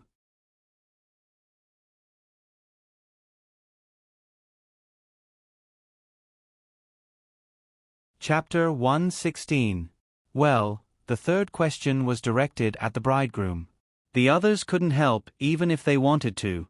Everyone was guessing what the bridegroom would show. This included the group of people who had helped him escort the bride. What was Luo Jingbo most famous for now? Naturally, it was his paintings. Could he paint on the spot? Thinking of this possibility, everyone couldn't help but be a little excited. Many people had only heard of the fine brushwork and had never seen it. But those who had seen it rarely didn't praise it. Luo Jingbo was not in a hurry. He seemed to be prepared. He stretched out a hand behind him, and something wrapped in red silk was placed in his hand. It looked like a relatively large book or something similar. Could it be a painting? Luo Jingbo opened the red silk bit by bit. Unexpectedly, there were books inside. What did he want to do? Luo Jingbo presented the book to Sun Yilin with both hands. Brother-in-law, please accept it. Then, everyone understood. Was this the bridegroom's way of expressing himself? Damn, he actually bribed him directly? This was too treacherous. However, please note that your brother-in-law is not an ordinary person. He has seen all kinds of good things. You want to bribe him with just 2 books? Don't you think it's a bit too wishful thinking? Sun Yilin probably didn't expect to meet someone who didn't play by the rules. It was a talent competition. If you want to express yourself, you should just do it. But can you say that he was wrong? Absolutely not. Sun Yilin stared at the book in Luo Jingbo's hand and frowned. He seemed to be very conflicted. The people who were watching the fun at the gate of Duke Dingguo's mansion began to jeer. They asked Luo Jingbo not to do such a boring thing and quickly do something serious. Luo Jingbo didn't care. He just smiled and looked at Sun Yilin. Brother-in-law, do you accept it or not? Please tell me. Who was Sun Yilin? How could he marry off his little sister so easily just because of 2 books? He was determined. Yes. Anyway, his little sister was going to get married. Sun Yilin reached out to take the book. At this time, Luo Jingbo suddenly took back his book. Brother-in-law, you have to make way. Even Sun Yilin couldn't help but grit his teeth. He looked like a mellow and refreshing person, but there was actually a time when he was so slippery.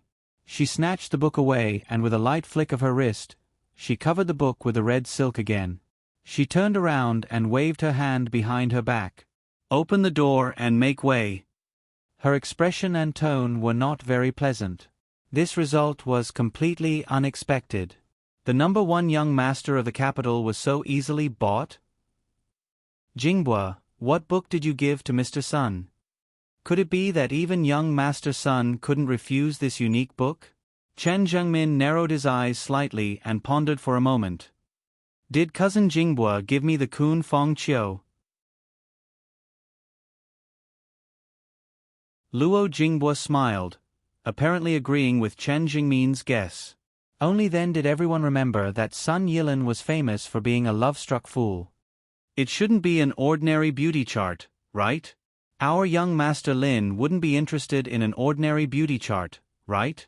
Of course, it wasn't an ordinary beauty chart. That was a beauty chart created by Jingwan. Few people who loved flowers could refuse it, let alone young Master Lin, who had ulterior motives towards Jingwan. When Sun Yilin saw the small fine brushwork on the cover and the 3 words, Kun Fong Chiu, he had already determined who wrote this book. He had long heard that 2 extraordinary beauty charts had come out from Luo Shongshu's hands and had been shamelessly divided by the Grand Secretary and the Minister of Works.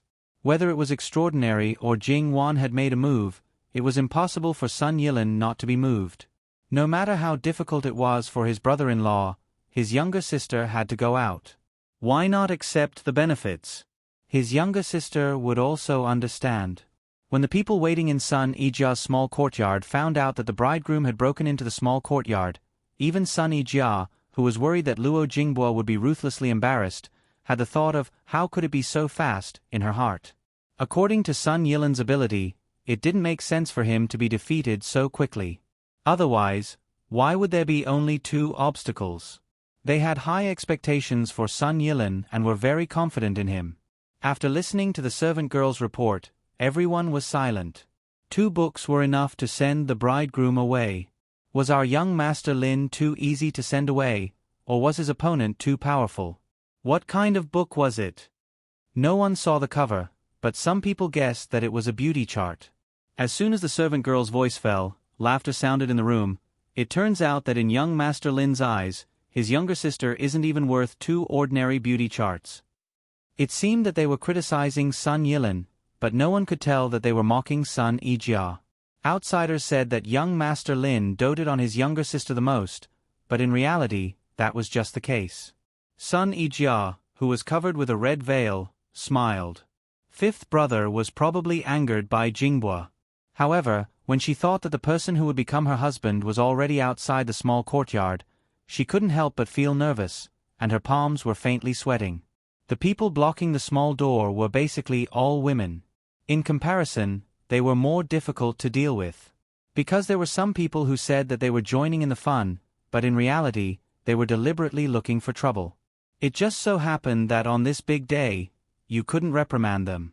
The bridegroom's bridegroom was too stingy with all kinds of difficulties and teases. The bridegroom was too stingy with all the red envelopes on him. Even the smile on Luo Jinghua's face disappeared, not to mention his brothers. Each and every one of them was infuriated. However, this was a group of women. They couldn't do anything to them. However, some people acted as if they didn't see their expressions and still had a smiling look on their faces. This block lasted for nearly an hour. It was almost the auspicious time to go out. Sun Yijia was extremely resentful. In the past, they would find trouble with her. She had endured it when she saw that the big day was around the corner. However, today, they wanted to make it impossible for her to go out. She would record this account and slowly settle it after today. However, these people didn't dare to really miss the auspicious time. It was one thing to make things difficult for them, but it was another thing to make things difficult for them. When Duchess Ding came to settle the account after autumn, it would be enough for them to suffer. Alas, forget it. It seems that our bridegroom is really... Many people also covered their mouths and laughed. However, we are willing to let them go. I just don't know if the bridegroom has moved our sister Jia. Listening to Luo Jinghua being made things difficult for her, Sun Yijia would have stood up several times if it weren't for the old maid gently pressing her haircut. She was a bride and needed to be reserved. She couldn't appear to be anxious. Otherwise, she didn't know how she would be made up. Today, she had to take every opportunity. Second brother, give me the guqin. Luo Jingming took down the guqin case from his back, opened it, and took out the guqin. He closed the case and placed the guqin on the table. He and another person held the guqin at both ends, temporarily acting as a temporary guqin table. Everyone knew what he was going to do.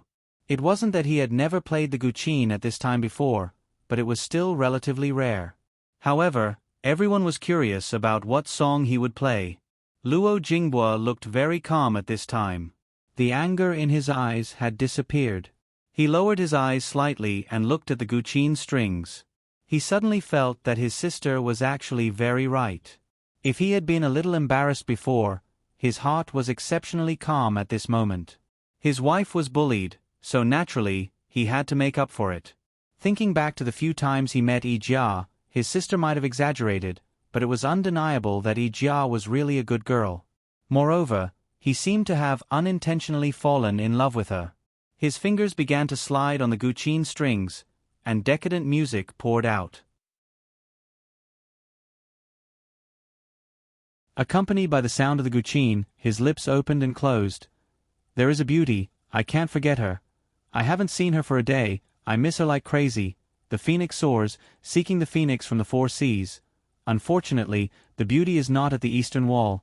Replacing words with guqin, I write my heart. When will I see Su Shi? She comforts me. Willing words match her virtue, we will go hand in hand. Unable to fly together, she causes me to fall. The lingering sound of the guqin, the cadence, and the bold and explicit lyrics. This famous song was basically known by everyone present. It was called A Phoenix Seeking a Phoenix. But who was the one who wrote that poem? Wasn't it a little too? That's right, Jingwan knew that there was also a famous song called The Phoenix Seeking the Phoenix. The tune was roughly the same, but the only difference was that there were no lyrics. So, for Sun Yijia's sake, Jingwan once again went against her will and copied the lyrics of The Phoenix Seeking the Phoenix. At that moment, this person was all about being reserved. He paid attention to the artistic conception of hugging the pipa and covering half of his face. Not many people could write lyrics like this, let alone read it out in public. In the official circle, Luo Jingbo was definitely the first to do so. Perhaps after this, there would be people who would scold him for being improper and insulting to the refined culture. However, right now, everyone was stunned. Even those who knew that Luo Jingbo was going to play the guqin didn't know that there was an even bigger surprise. This person was also a person who amazes everyone with a single brilliant feat. In the room, Sun Yijia's face turned red, but her heart was filled with sweetness.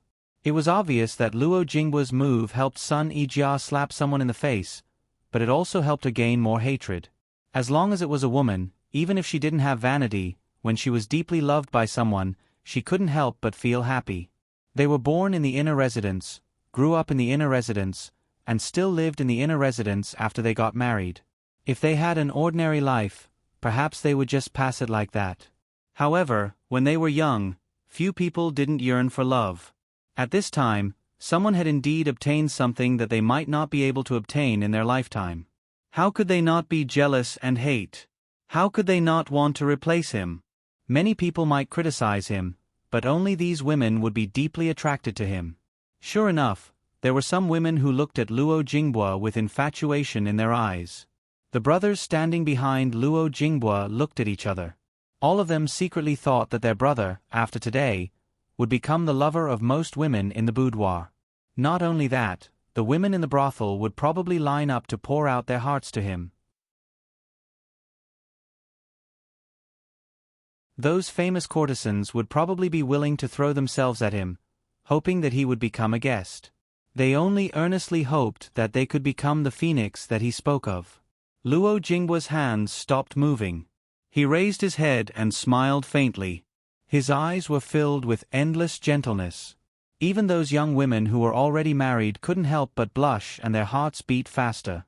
They were extremely uneasy, even though Luo Jinghua didn't look at them at all. "The auspicious time has arrived," a loud voice interrupted all the charming and gentle atmosphere.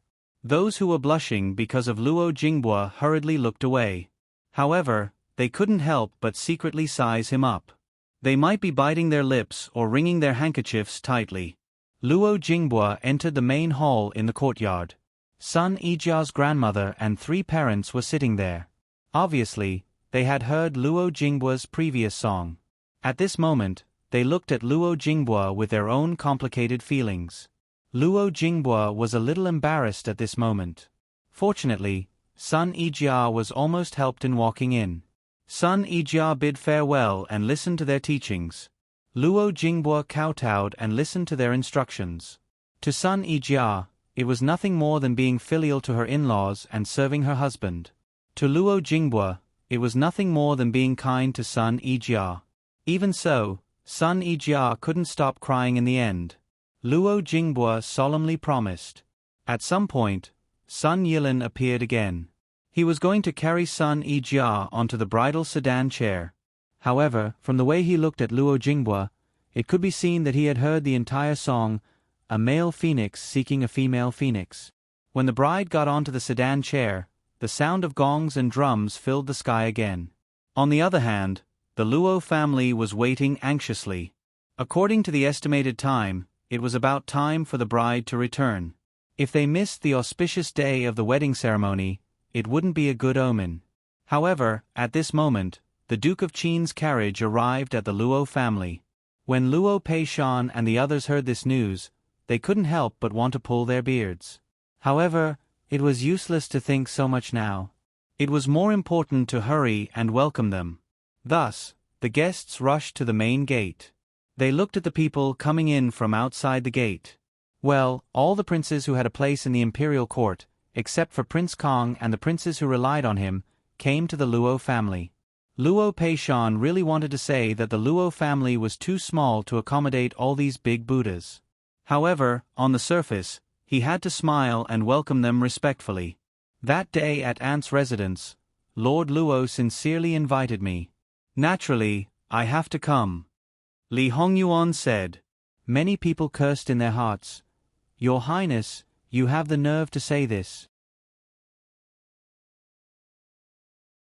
Not to mention other things, even if the Emperor invited you, you might not even respond. You said so much to give Luo Peishan face. Who knows if he just came here to join in the fun because he didn't want to go to Duke Dinghua's mansion. However, when the people heard the list of gifts that Li Hongyuan often gave, their expressions were wonderful. Not to mention that he directly gave tens of thousands of taels of gold as a gift, there was also a pile of good things. Moreover, just by hearing the name, they knew that some of the things were bestowed by the emperor. Was it really appropriate for him to give them out casually? Moreover, he was so generous. Did he really have no place to spend his money? Not to mention others, Li Hongming and the other brothers looked at Li Hongyuan strangely. When these brothers got married, he just gave some gifts as a token of appreciation. Now, he was so generous. What did he want to do? However, before they could continue, there was a noise outside the gate. It turned out that the bride was back. On a day like today, even the noble princes had to retreat and make way for the bride. Sun Yijia got out of the sedan chair and was stuffed with a piece of red silk. The other end of the red silk was naturally in Luo Jinghua's hand. Fortunately, the auspicious time was just right. Luo Jinghua held Sun Yijia's hand and walked into the wedding hall. These nobles who were willing to stay to watch the ceremony naturally quickly added chairs for them. Today, there was no place for them to sit on the main seat. As for those who were unwilling to watch the ceremony, there were naturally servants to lead them to other places. Li Hongyuan stayed. Although this person was still considered gentle at this moment, his presence was still very strong. It made the lively and festive atmosphere drop a little. What was the meaning of watching his fiancée go through the wedding ceremony with another man? However, Li Hongyuan did not have any self-awareness at all. He supported himself with one hand on the armrest of the chair. 3 parts laziness, 3 parts leisure, 3 parts indifference, and there was also a hostility that prevented strangers from getting close. No matter how strong Li Hongyuan's presence was, at this moment, he could only be ignored. In the loud and clear voice of the Master of Ceremonies, the wedding ceremony officially began. There were a lot of people inside and outside the wedding hall. They gradually moved their attention away from Li Hongyuan and gradually laughed. They watched the lively scene and cheered from time to time. Li Hongyuan's gaze landed on Jingwan. That's right, it was because she was here that he had to endure this noisy atmosphere. The ceremony is done. Send them to the bridal chamber. Then, the newlyweds were escorted in the direction of the bridal chamber. Jingwan followed, but Li Hongyuan was still sitting in the same place. It seemed that he had no intention of leaving. Luo Peishan came forward, but before he could get close, Li Hongyuan waved his hand and sent him away. Well, even if this person was a guest in someone else's residence, he did not have the slightest self-awareness. You still had to follow his instructions. Soon, in the wedding hall, there were only Li Hongyuan sitting and eunuch Mu, who had been pretending to be a wooden stake behind her all the time. The closest person to them was the maid standing outside the door. Where is Li Hongming? He went to the garden. The fourth young lady of the Luo family also went to the garden. Li Hongyuan sneered. He knew that Li Hongming would not let go of this opportunity. https://www.bicon.com/11/11807/6653036. HTML. Click here to report an error, no registration required. We will deal with it as soon as possible. After reporting, please wait patiently and refresh the page. Please remember the domain name of this book: www.bicon.com. Bicon. Com mobile version reading URL Bicon.com. You're tuning in to the Narrate and Escape YouTube channel. Don't forget to subscribe and join us on this journey to catch the most captivating stories.